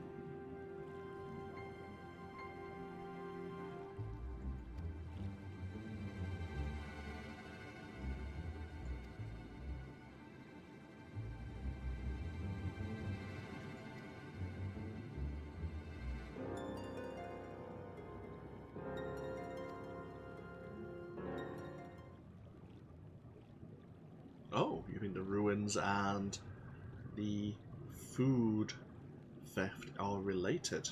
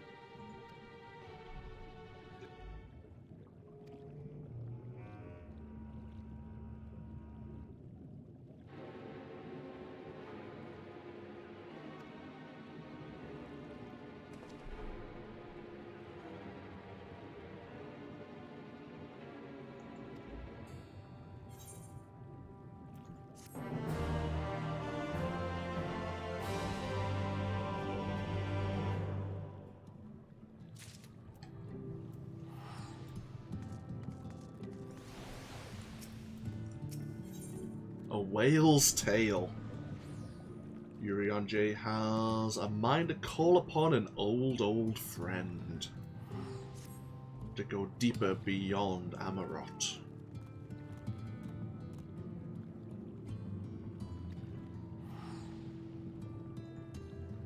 Okay, back to Bismarck, who is pretty much an island west of Sullen in Lakeland.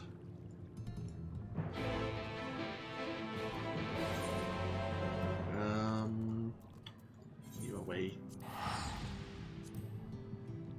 Eva, Lakeland, Aether Right, both of them are about the same distance.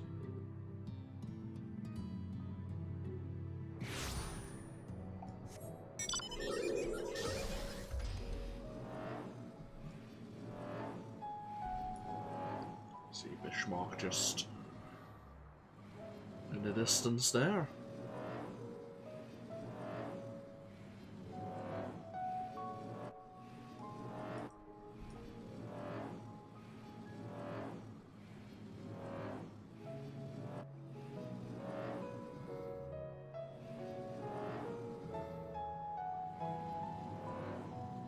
Ooh, there's a hunt in Lakeland.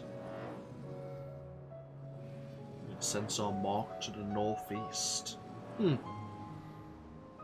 are going to have to do some hunting eventually to start grabbing some of these tombstones of allegory, but we'll leave that for later.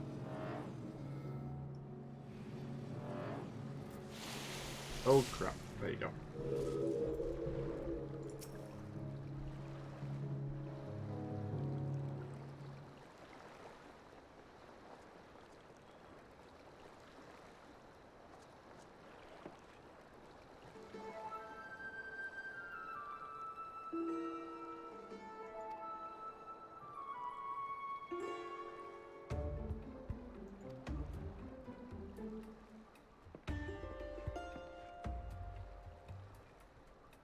That's right, Yuri Yascaret is not a fan of water.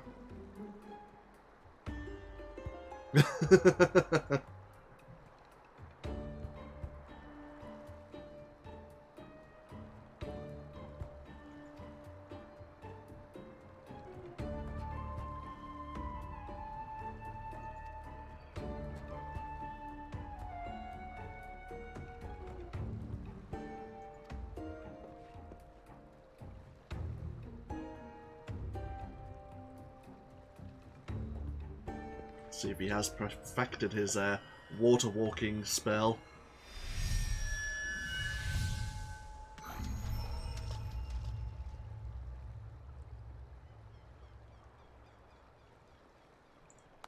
How long can he keep it up though?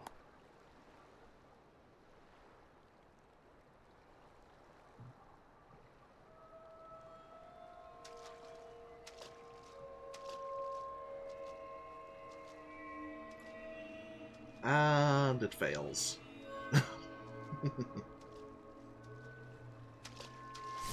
Yep.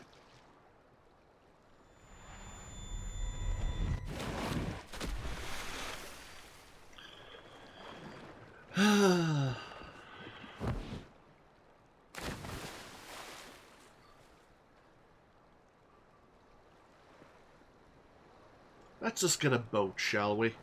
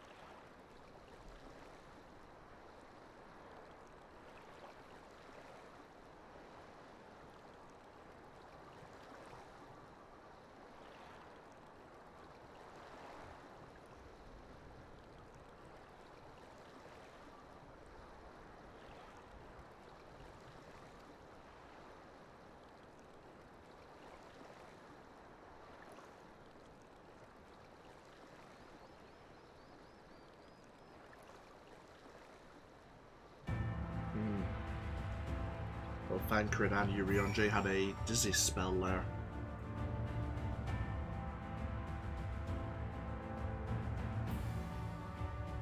Does that mean anything? Probably not. But something to keep an eye on all the same.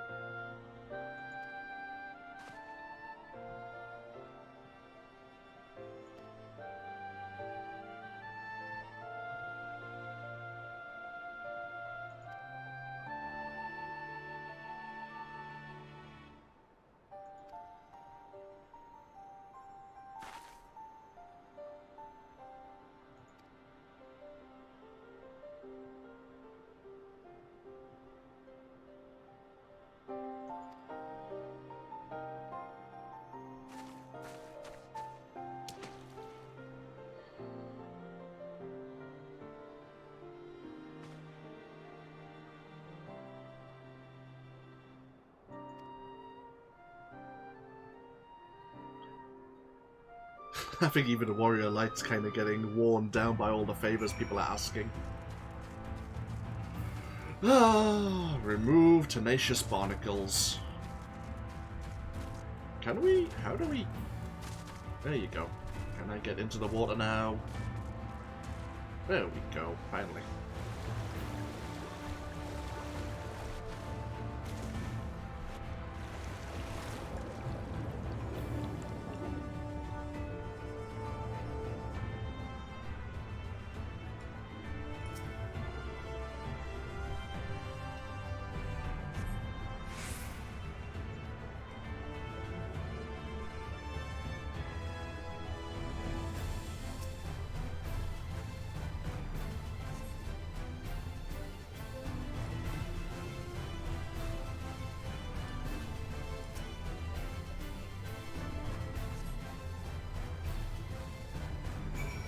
Hopefully that will be that.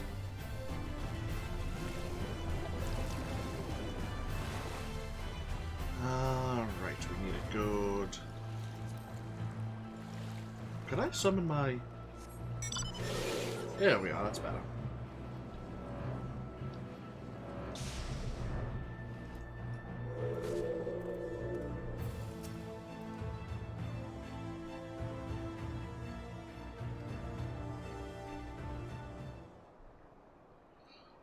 Flying whale time.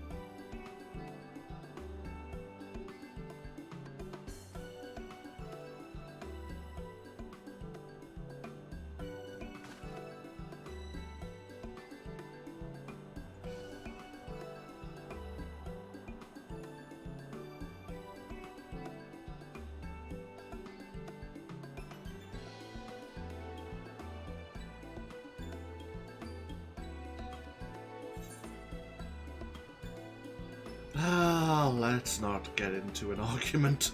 We're just gonna get the gaze at us. The puppy dog look.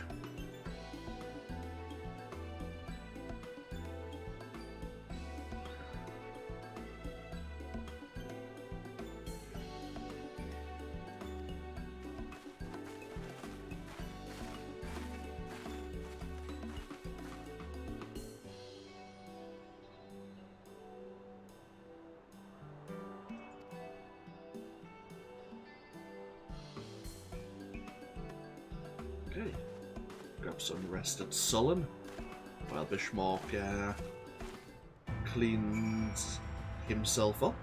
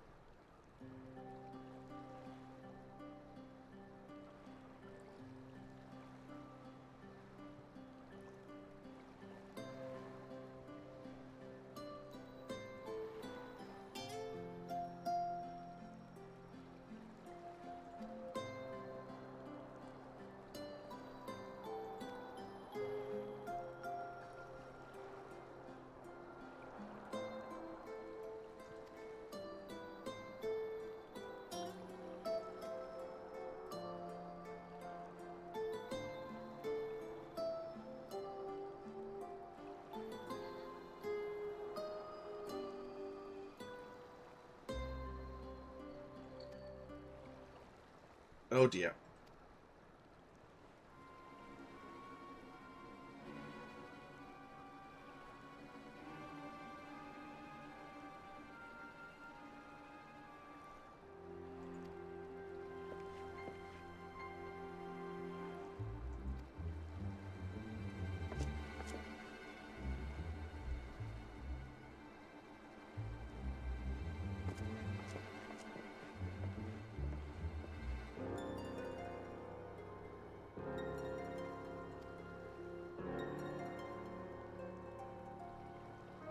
I was going to say, who is Nightshade?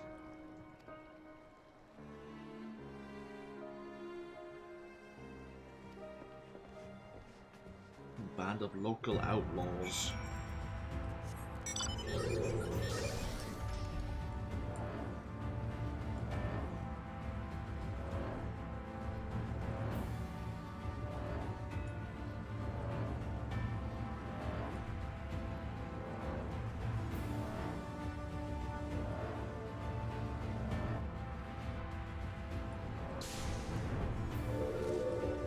Oh! Some of the gods of the Crystarium.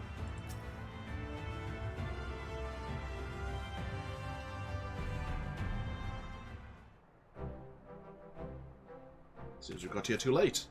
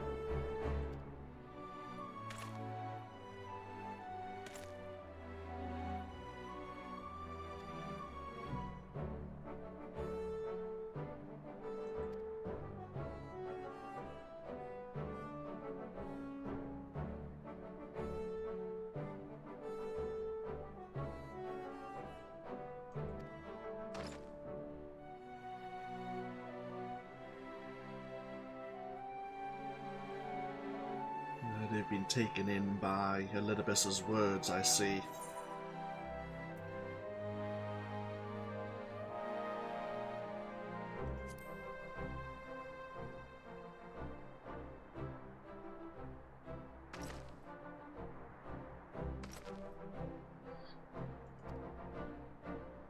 Vonard.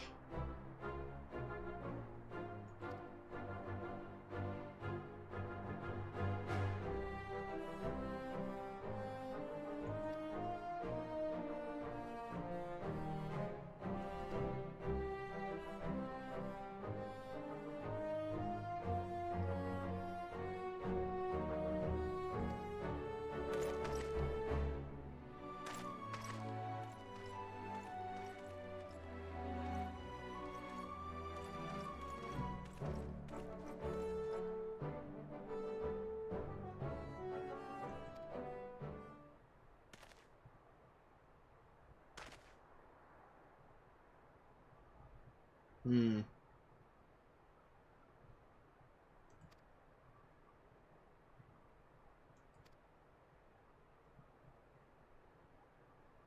wonder if it's something so simple as to...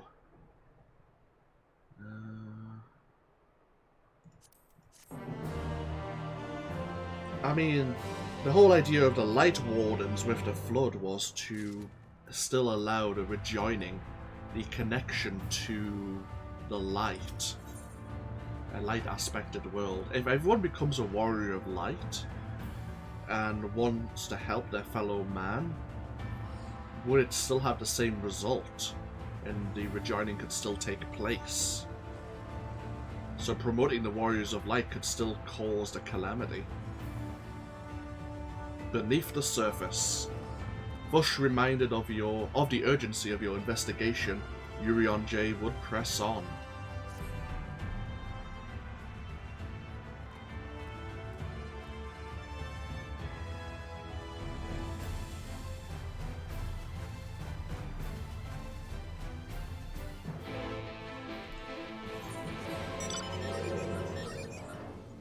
Where are we heading? Ah.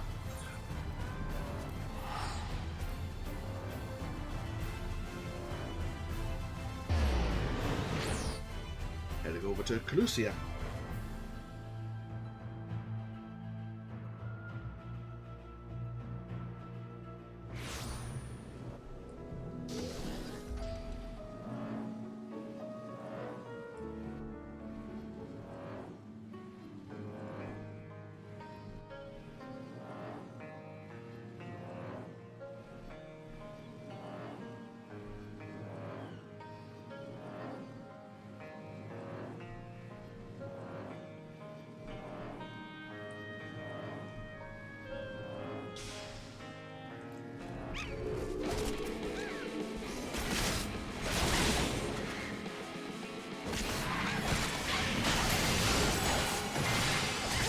Good thing these are hunting targets, I suppose. They're level 70 though, and they're still aggroed on us. Interesting.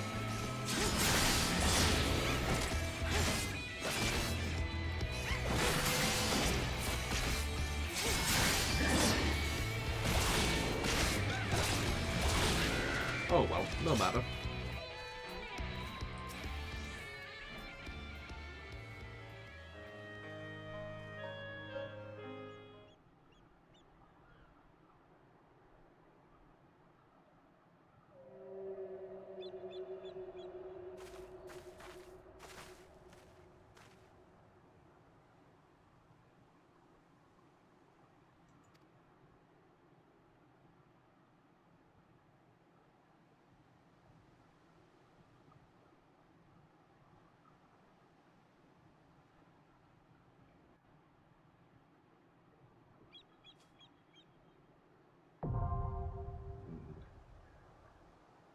Anamius Enida.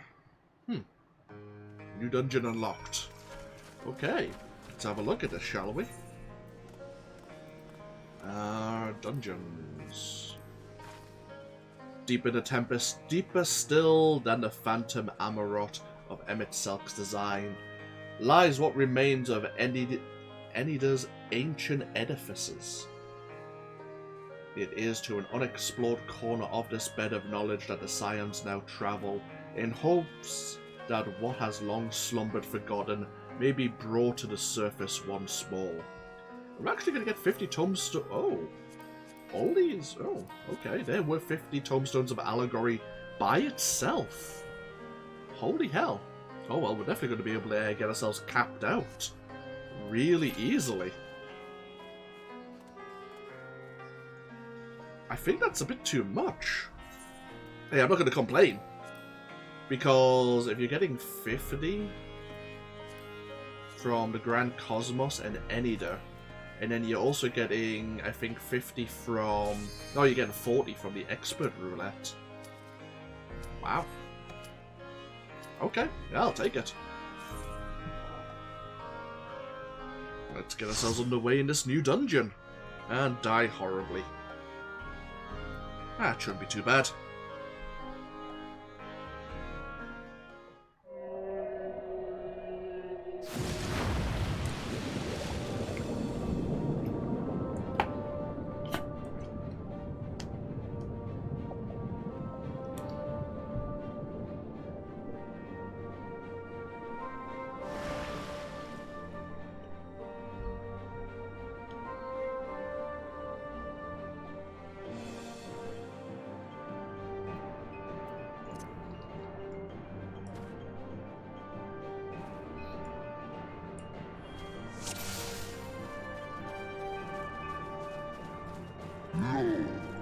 So we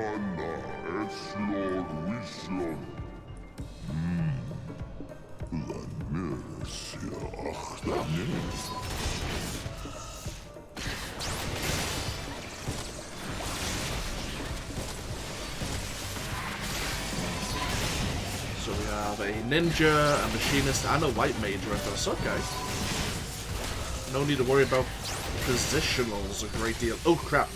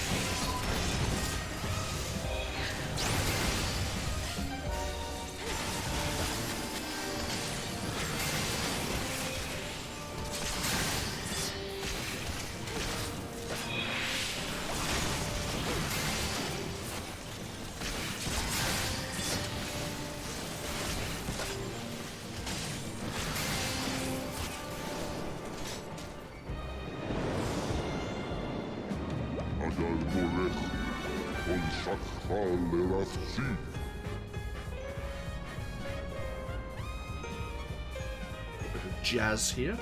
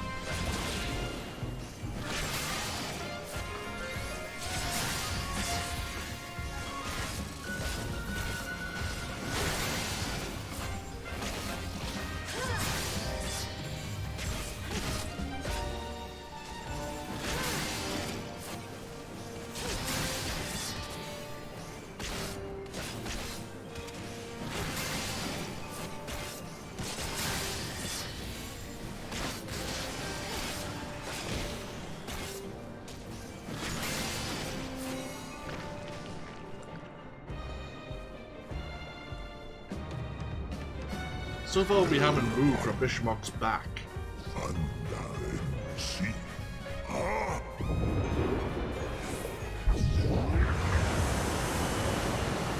Oh, you can hear the ruins.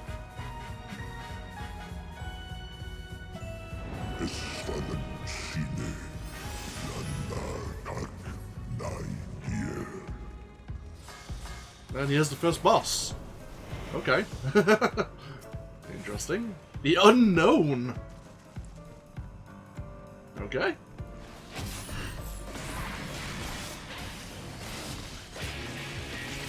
Oh, new boss music.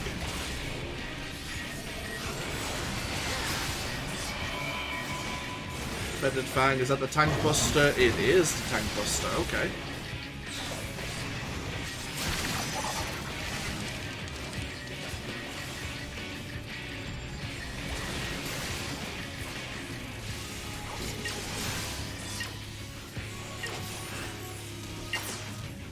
Oh shit!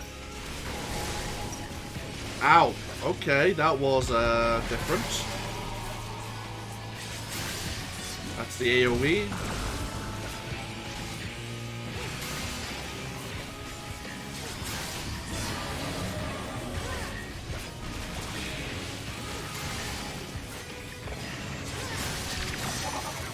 What the hell? Oh.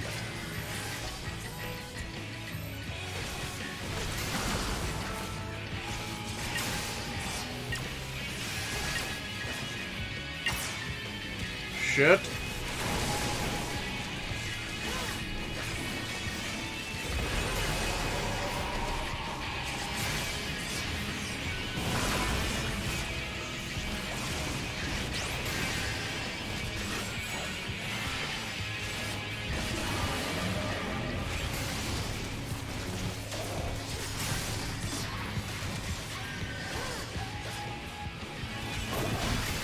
Oh shit.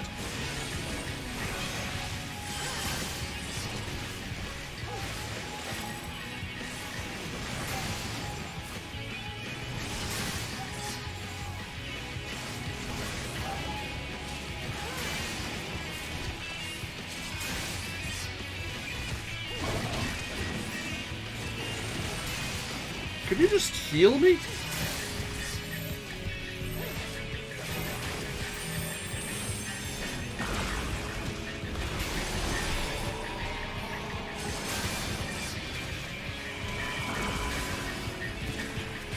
I know I got 5 stacks of vulnerability, but for crying out loud.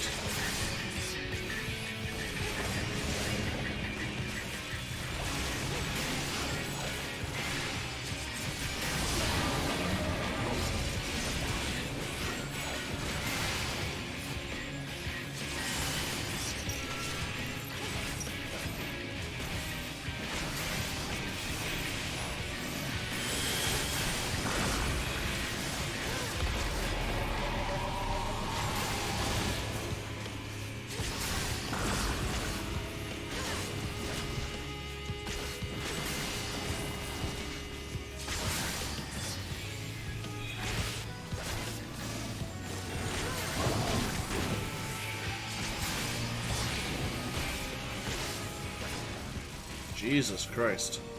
That was interesting. 455 gear. Not good for us. I'd be interested to see what it looks like.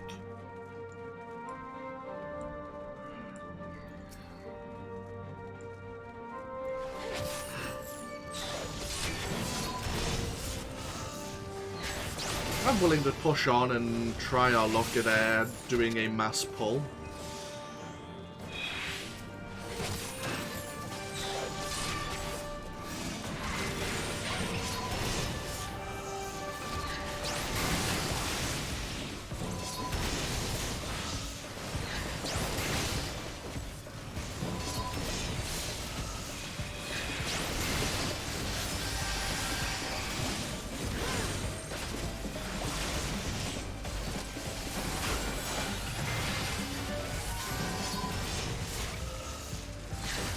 Yeah, that wasn't so bad.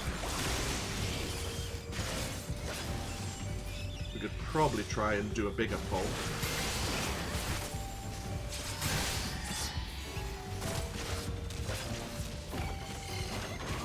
Oh, something's aggroed on me. Oh, never mind. Oh, we have some of the other Ondo. Seems like there wasn't some impassable terrain.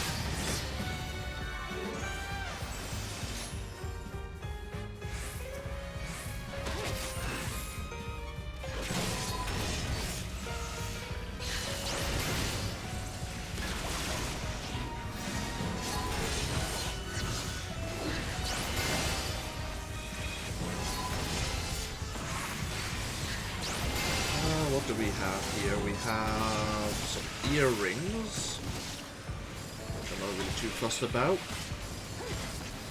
And a headband of scouting. We'll have a look at what it looks like. Okay, so it's an eye patch.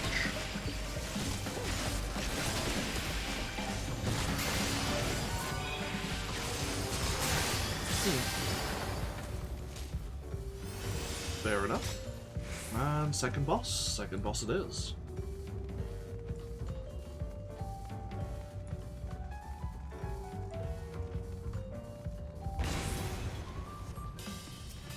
The Cyclops. Final verse. Okay, it's an AoE attack, okay. Quite a powerful one, actually.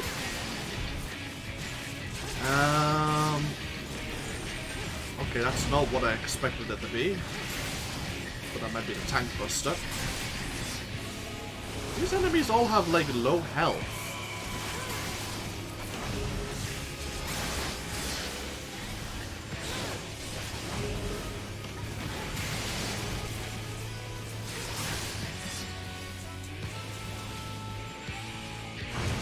Ah, shit, I got hit. Oh, shit, okay. So the hammer, then the blade. Right, okay. Makes sense, so it's just a delayed attack. Okay. That's fine. That's a swipe, so yeah, it's like the, some of the earlier bosses. The other Cyclops. That's the AoE.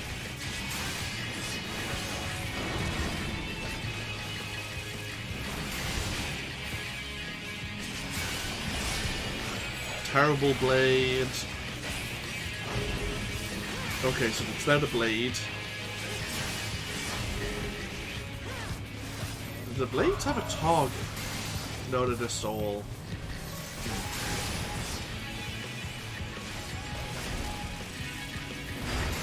Right, move in. That's a swing.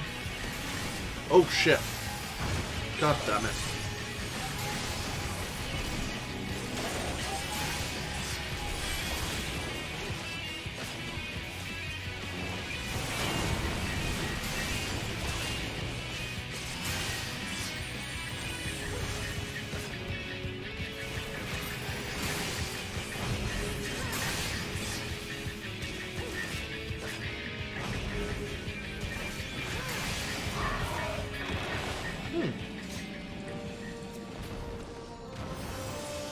Another scouting headband. Some more earrings. These ones are fending. Oh, what the hell? The Archive Eternal.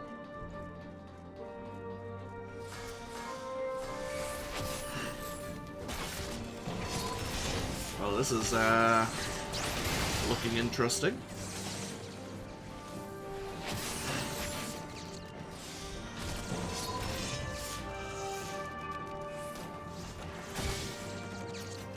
Oh, what are you doing? I don't want you to be doing that, I think.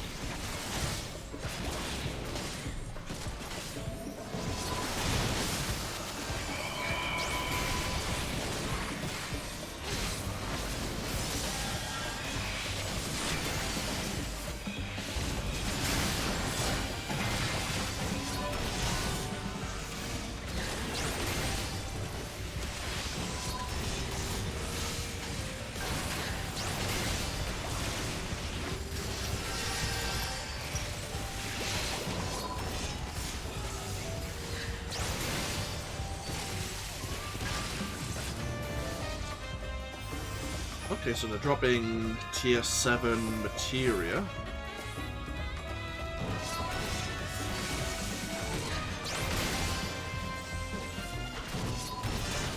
Okay, let's just deal with this group before we move on. A ring and some more earrings. So it's really headpiece and accessories so far. Maybe we'll get armor later.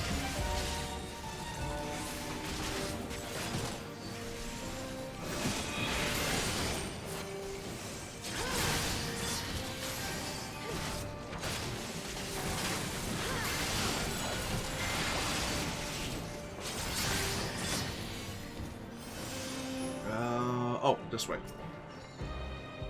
Ah, there's the recharge again. Oh shit, there's 3 recharges this time.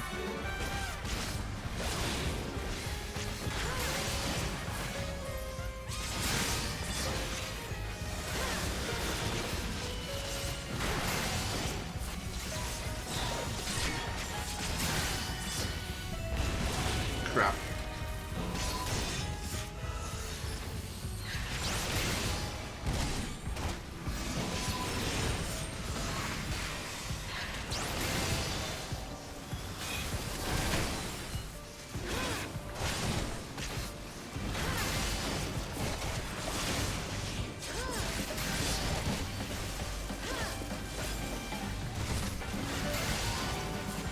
Don't want to be hit by barreling smash. I don't. Oh crap.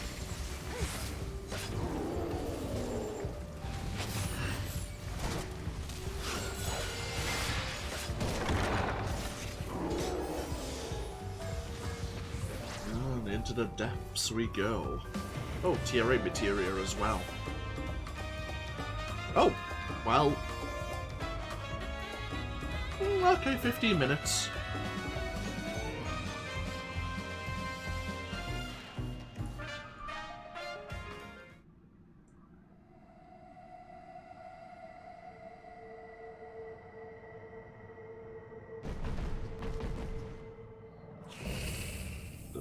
I thought it might be the queen of the Bentos.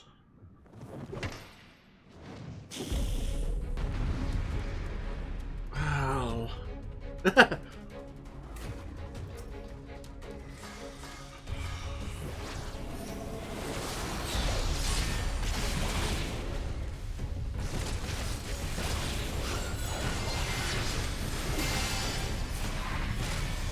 Okay, that's probably the tank buster.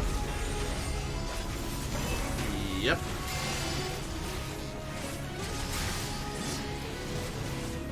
What the hell?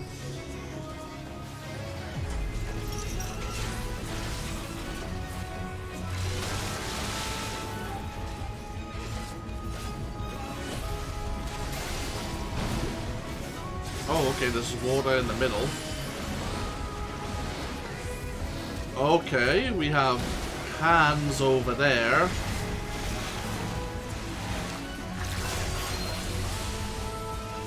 Okay, interesting. And the hands are looking in different directions. Can I turn this thing around a little?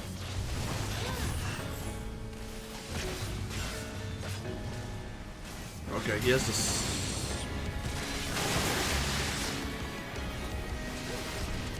Oh.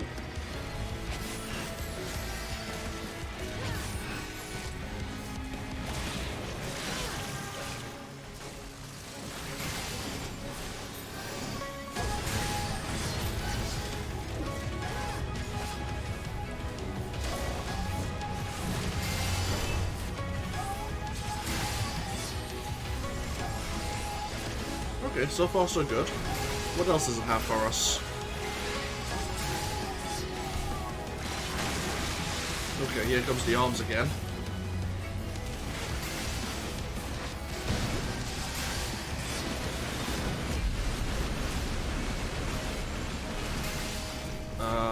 Oh, okay. Oh, I did that too late. Got me too early.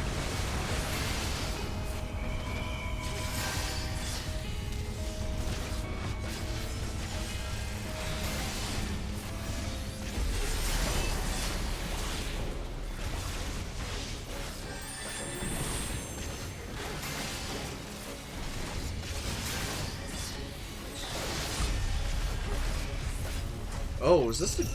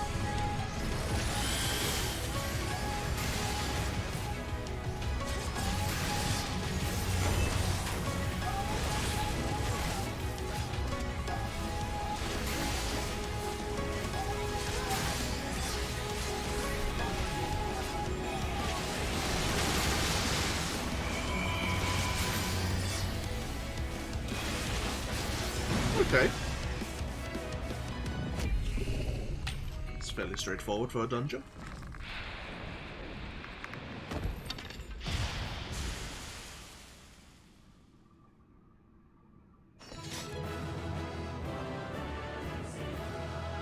That first boss and the positioning got me a bit confused. I'm gonna practice the first boss a little.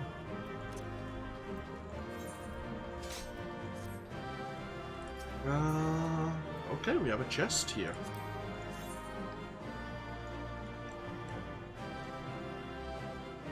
Be interested to see what the other bits of armor are like. And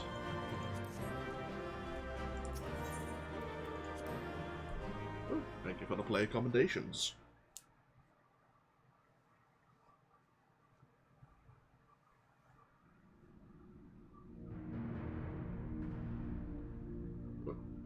This structure must have served an important function. And here are yet more crystals. Looks like the aura site.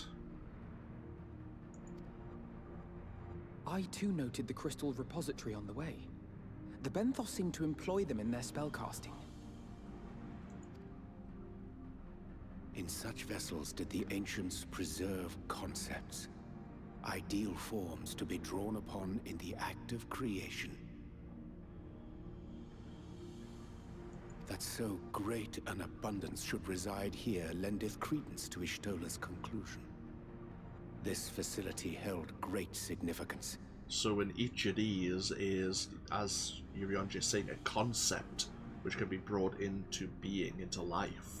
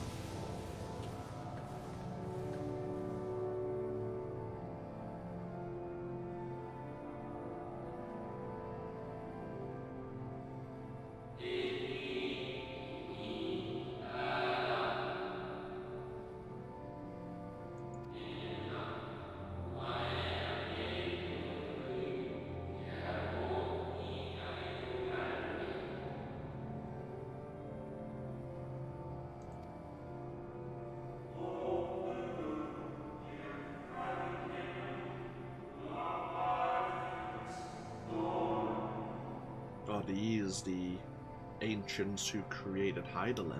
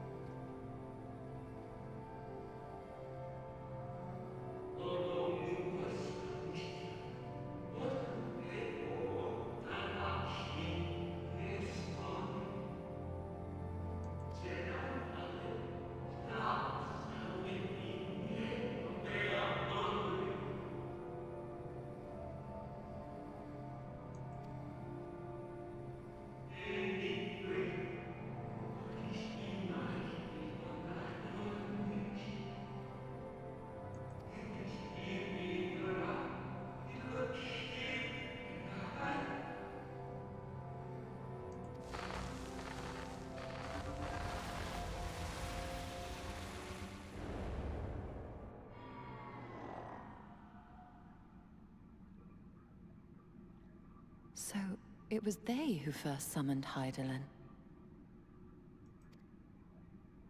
Their discussion did seem to imply as much, yes.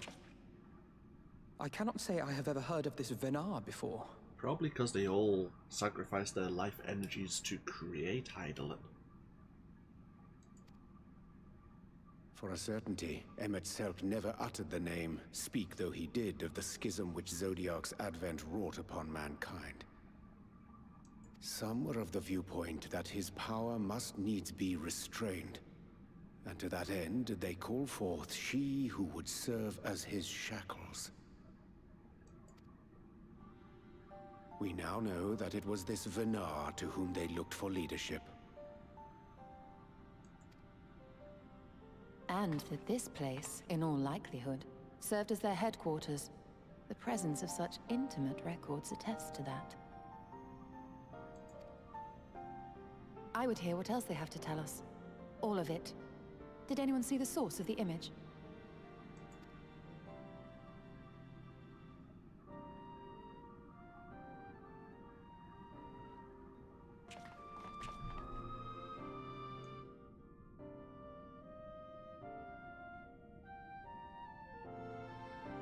The device there? Then let us see what other secrets it holds.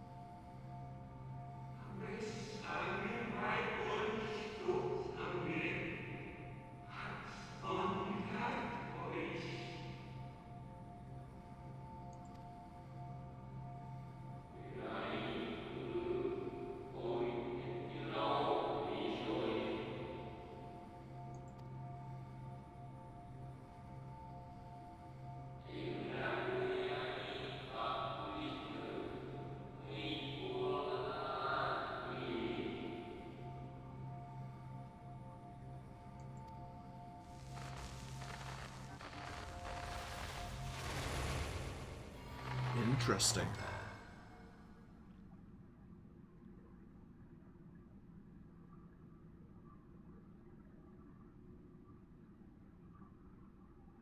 What? Forgive me, but did that not strongly imply that Elidibus sacrificed himself to become Zodiark's heart? It certainly sounded that way. And that Venat did the same for Hydaelyn. 7 hells. Then who or what are we dealing with?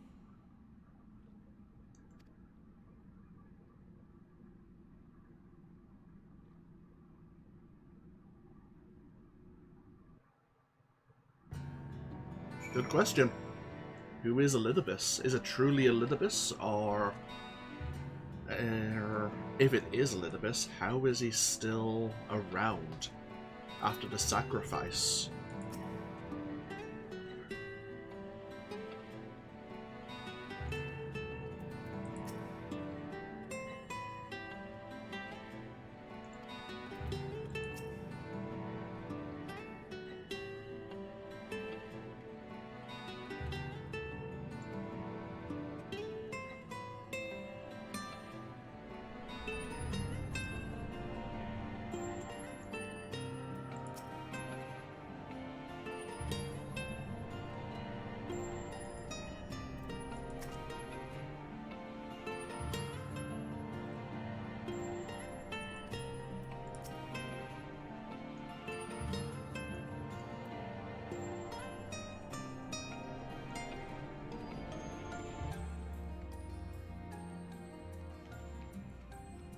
Is there anything else we may learn?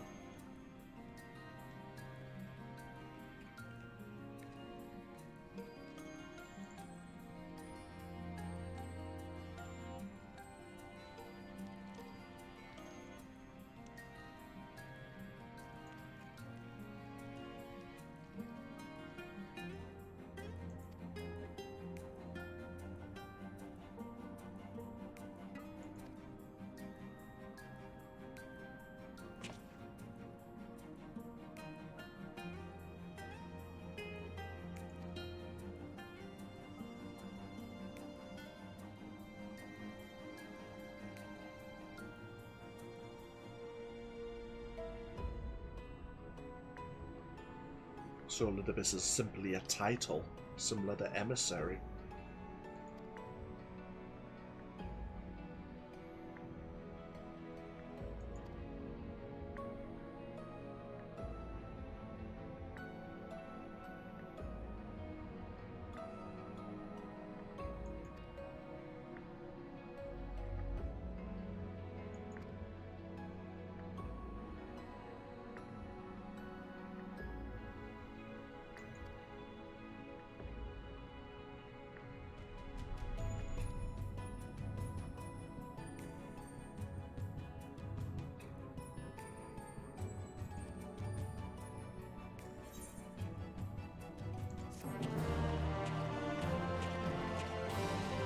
So is it simply Elidibus's successor, or has his soul come back from its sacrifice?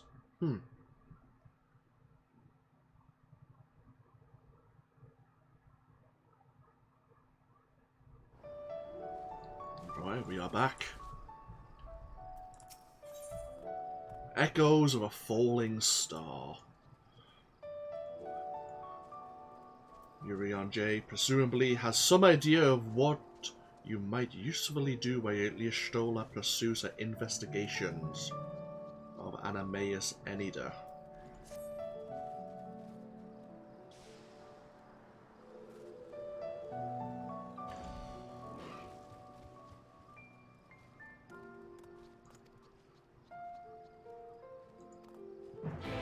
Okay. Back to the Crystarium we go. This is the final quest, I believe, of the 5.2 story patch. Similar how 5.1, the quest was named the same as the overall patch title. Let's see what it has in store for us.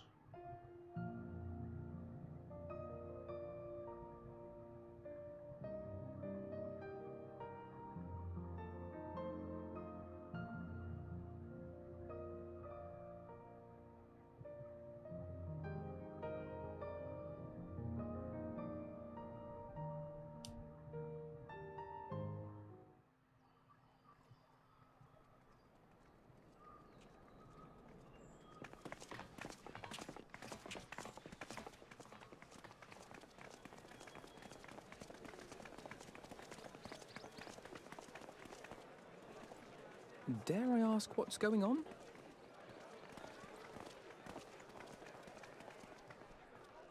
Ah, excellent timing.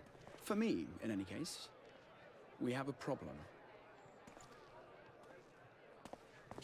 The vast majority of those gathered here are presently in the employ of the Guard or else one of the facets, and no longer wish to be so.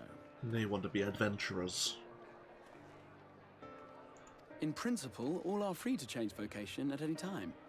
But a city does require a certain number of people in these positions if it is to continue to function. For the moment, I have asked them to postpone their resignation until such time as replacements can be found.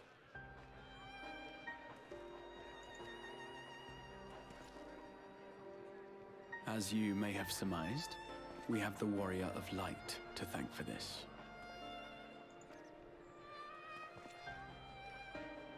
It's you! The Warrior of Darkness!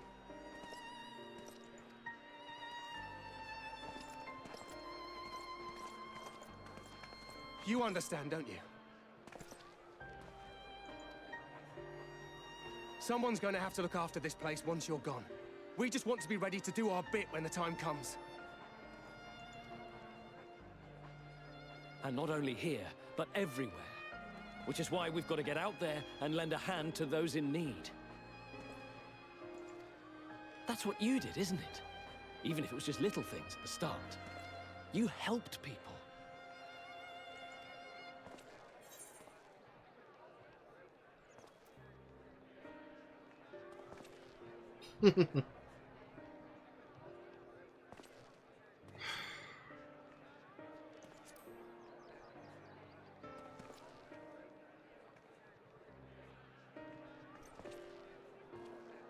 And we're trying to do the same.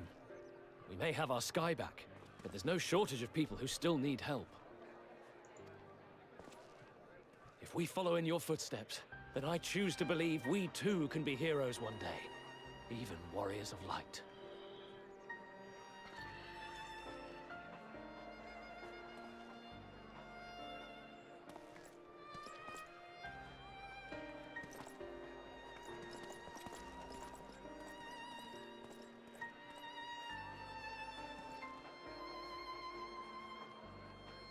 What are we to say to that? We can hardly tell them they are mistaken. They seek but to do good, as you have.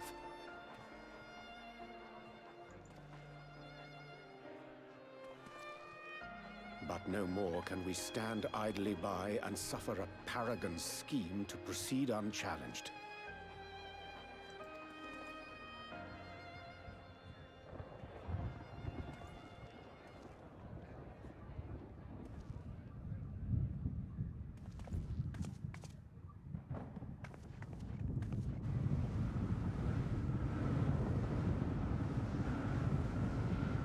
Okay then. Hello.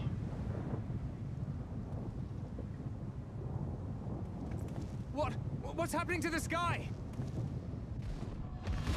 Hello, Calamity.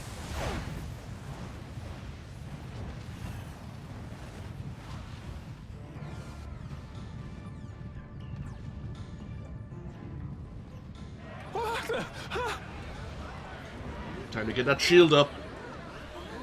Wicked White. Oh no.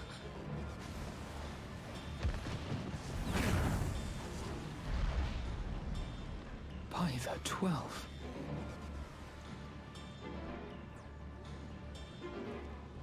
A star shower.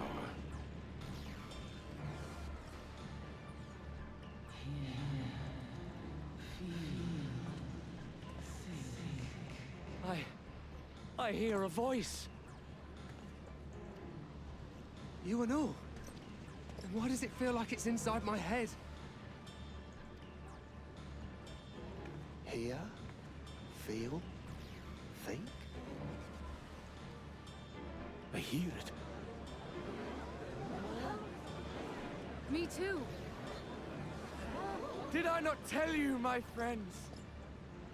You are warriors of light! Thanks, Elizabeth.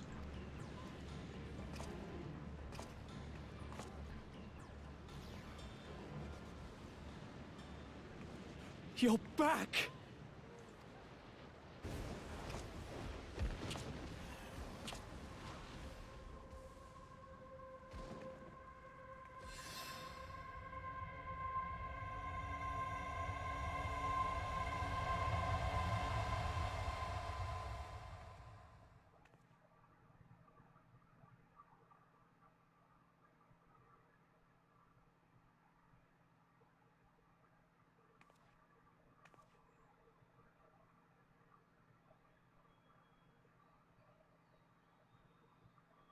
What you hear is the voice of light itself, and it has blessed you with its power. Welcome to the fold!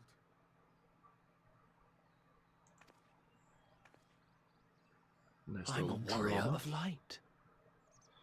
Oh dear. I've been chosen?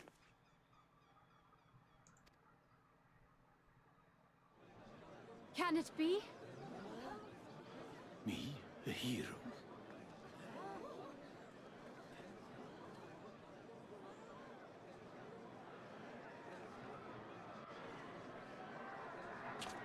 And now panic ensues.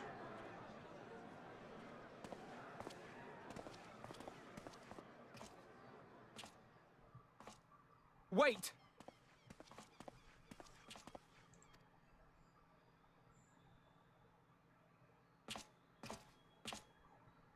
The falling stars, were they your doing? And why do you need warriors of light? What, am I to reveal my plans simply because you asked? Nay, I think not. Though the stars, I acknowledge mine. A convenient illusion apt to awaken what little is left of the power that once resided in your sundered souls.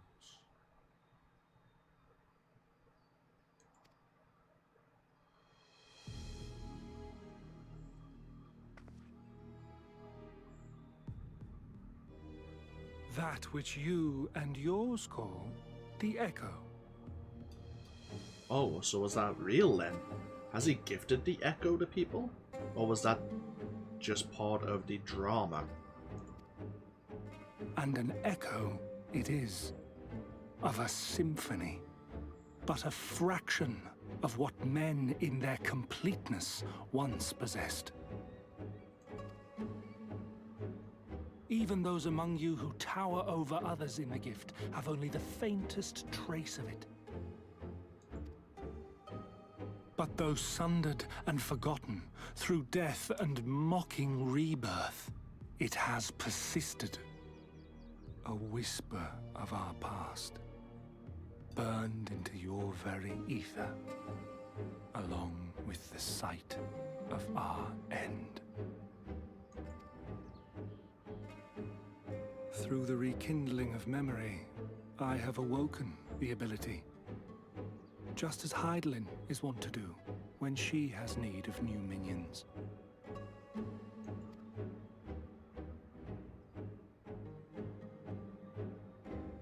Zodiac. The Echo hath ever been thought a gift from Hydaelyn, a boon granted solely to her chosen. Yet thou wouldst claim she merely awakeneth the power that men should hearken unto.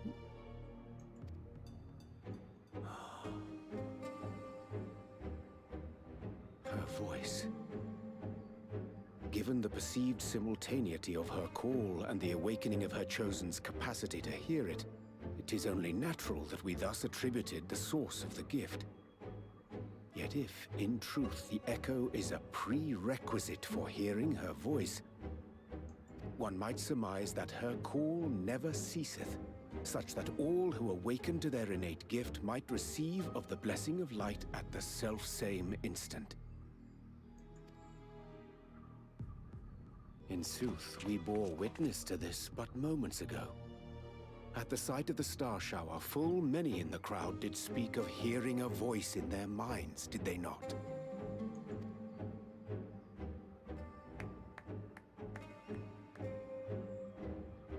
Just so. And whenever Hydaelyn has need of new servants, she is quick to pluck comets from the heavens or create illusions of the same. Why then didst thou conjure this vision, full knowing that thine age-old foe would thus claim those awakened to the gift? Foe? You must be mistaken. As you see, I am a warrior of light. And together with my comrades in arms, I shall save the world. Just like you.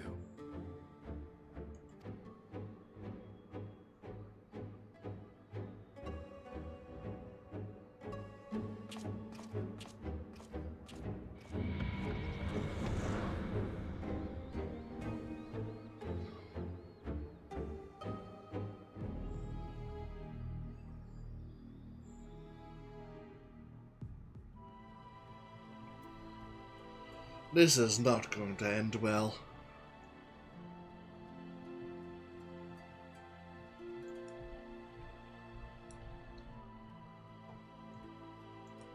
God, it's so busy here. There's a cutscene right here. And a cutscene here as well.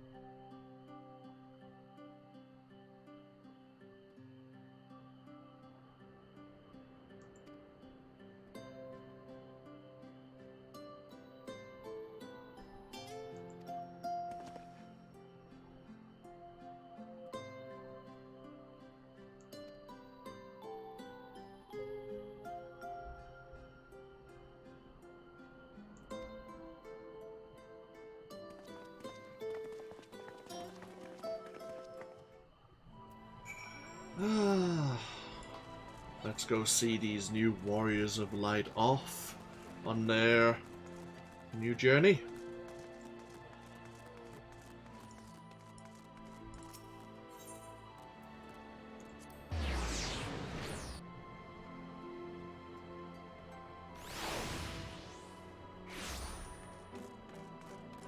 I think they'll find the life of a hero to be rather different than they expect.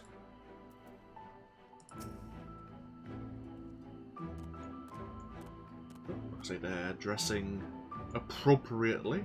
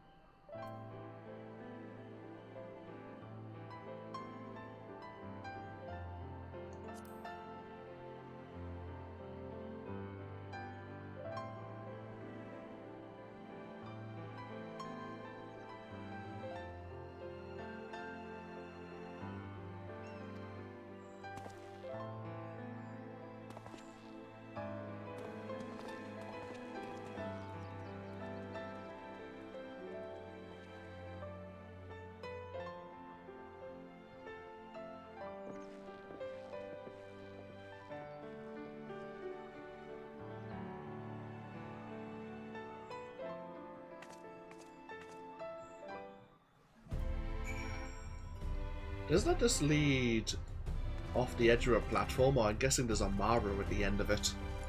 Oh well, no matter. Back to the Ocular.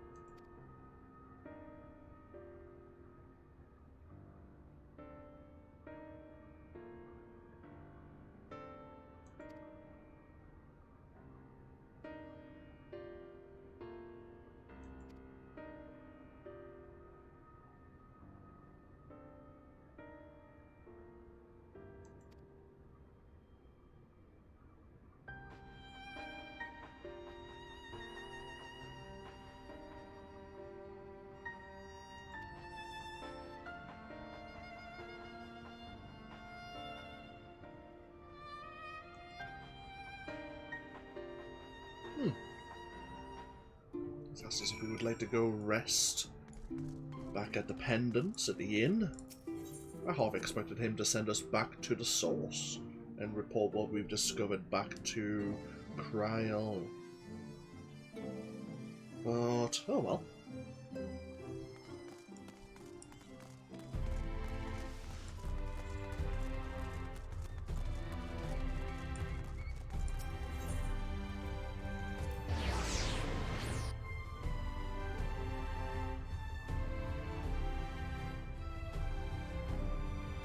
I wonder if there's any other way, or any way for Oddbird to return, so we can have a Oddbird v Elizabeth argument in the public eye.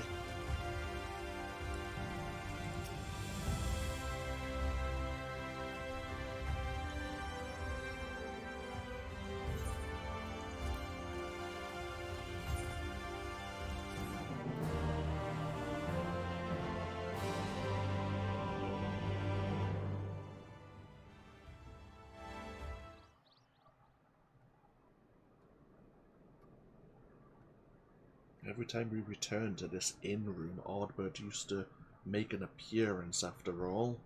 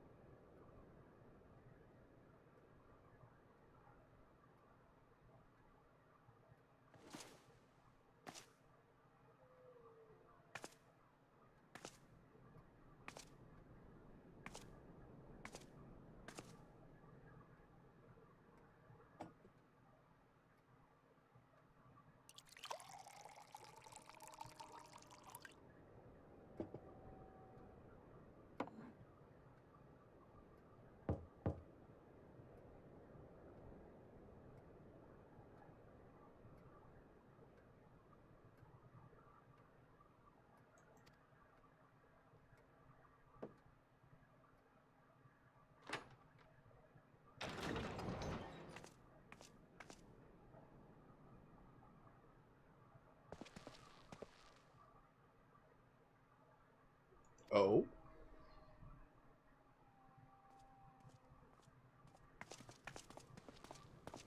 Oh, hey. Been a while.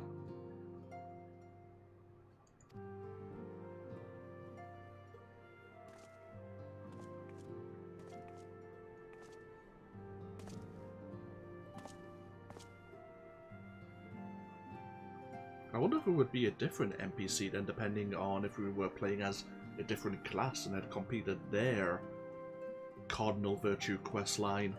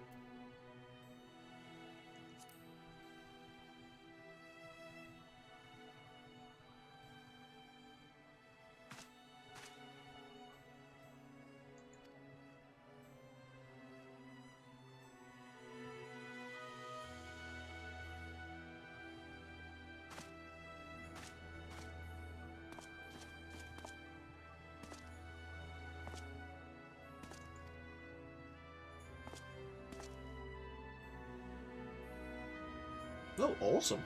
Grandson's offering his assistance in dealing with the fake Oddbert.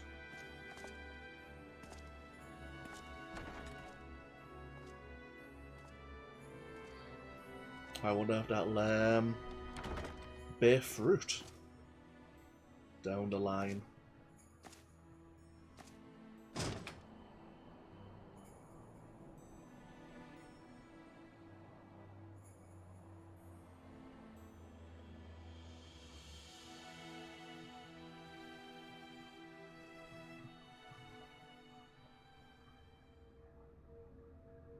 Meanwhile, in the Crystal Tower's umbilicus.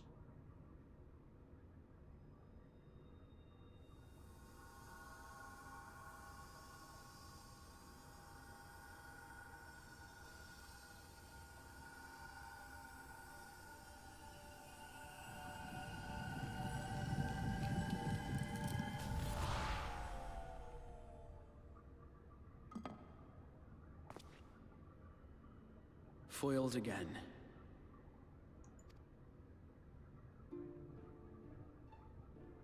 If I cannot imbue the infernal thing with my power via magical means, we may need to devise a way to infuse the vessel with my blood after all.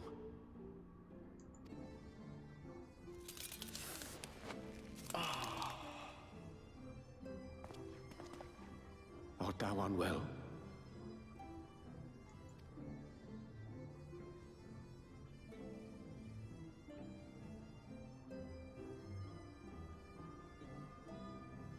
Or perhaps a brief respite? It wouldn't do to overtax yourself.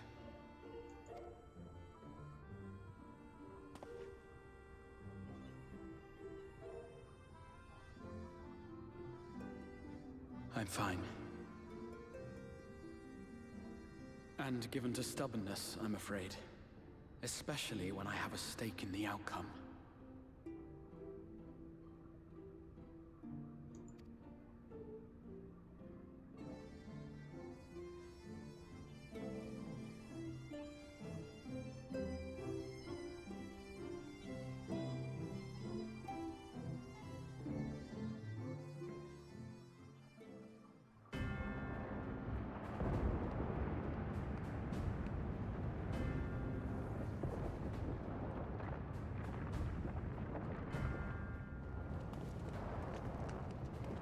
The hell are you doing here, Xenos? How the hell are you here?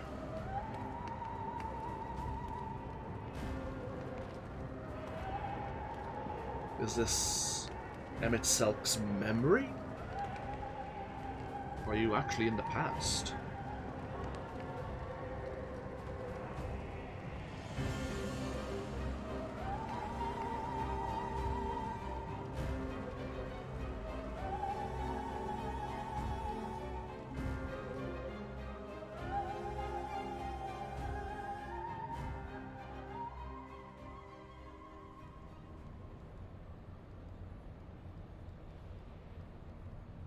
The dream again. Oh.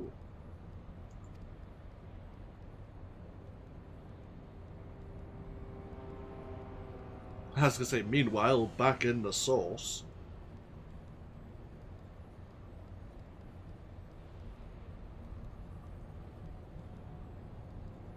A recurring dream. They do so fascinate me. Might I trouble you for the details?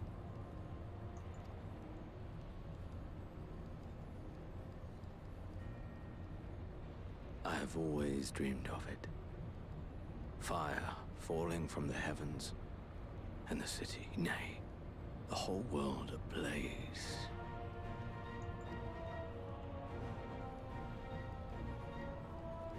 Indeed. Could Emmett Selk have found a way? Precious few possess memories of the final days.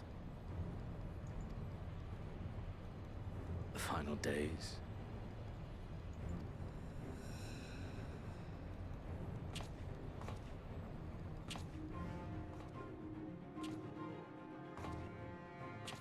Why, yes. Admittedly, my knowledge is mostly second-hand, but if you are interested, I will gladly tell you the tale. Okay, so this is not a paragon. Still potentially an Ascian, no? The tale of the world's end.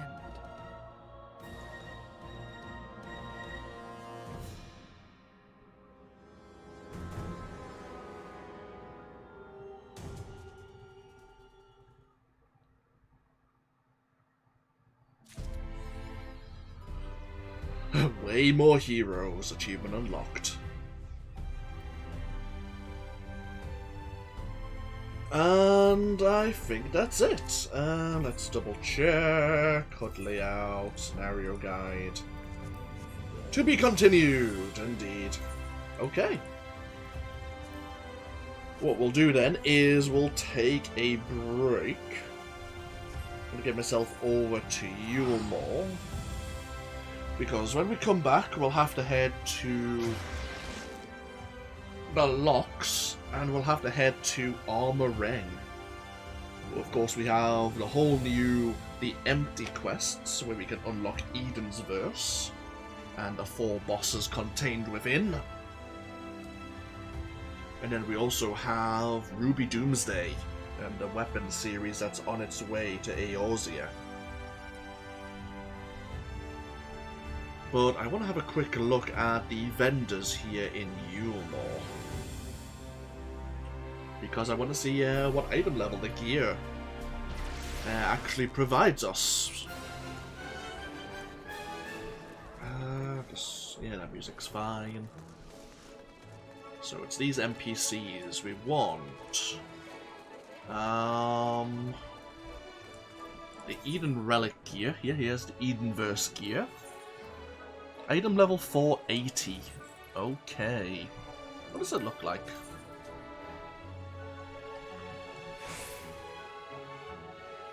Fancy. Not dyeable, unfortunately. It'll be the Eden Choir gear, which is the dyeable version of this. This is the Dragoon armor set.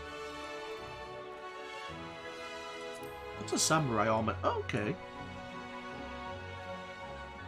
I like the high color of the samurai and monk armor set. It's not bad. Obviously, we have the healing set as well.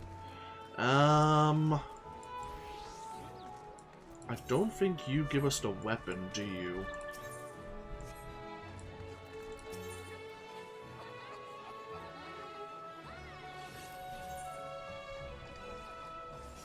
But we can get the Perdurable Tombstone for 7 Blades of Golden Antiquity. So that means it's going to take 7 weeks to get the item level 480 weapon. Let me guess, it's the Crystarium. Oh, 490. Yeah, so we need the Perdurable Tombstone and 10 of Mowen's tokens, which is probably traded.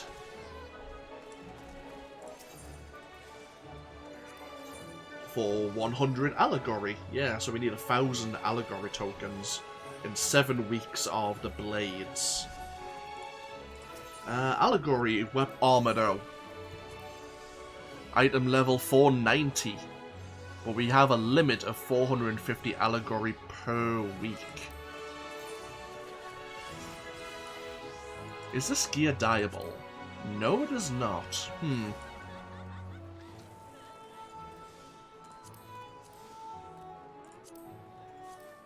So it is pretty like the Crystarium armor set. Or some of it anyway. Interesting. Okay. Crystarium augmentation. Yeah. If you do Eden Choir, the savage mode of Eden's Verse, you can get some of these Twine, Esther, and Glaze to upgrade to get the item level 500. Okay. Let's say we'll take a break. Give me 15-20 minutes. And when we come back, I'll probably head over to Armor Ring and we'll do Eden's Verse, the next 8-man series of raids. But I'm going to grab myself something to eat, and then we'll come back and die numerous times to these new raid bosses. But thank you all for joining me, and hopefully I'll see you shortly. I'll see you in the next video if you're watching this later on YouTube. But until then, take care. Bye bye now.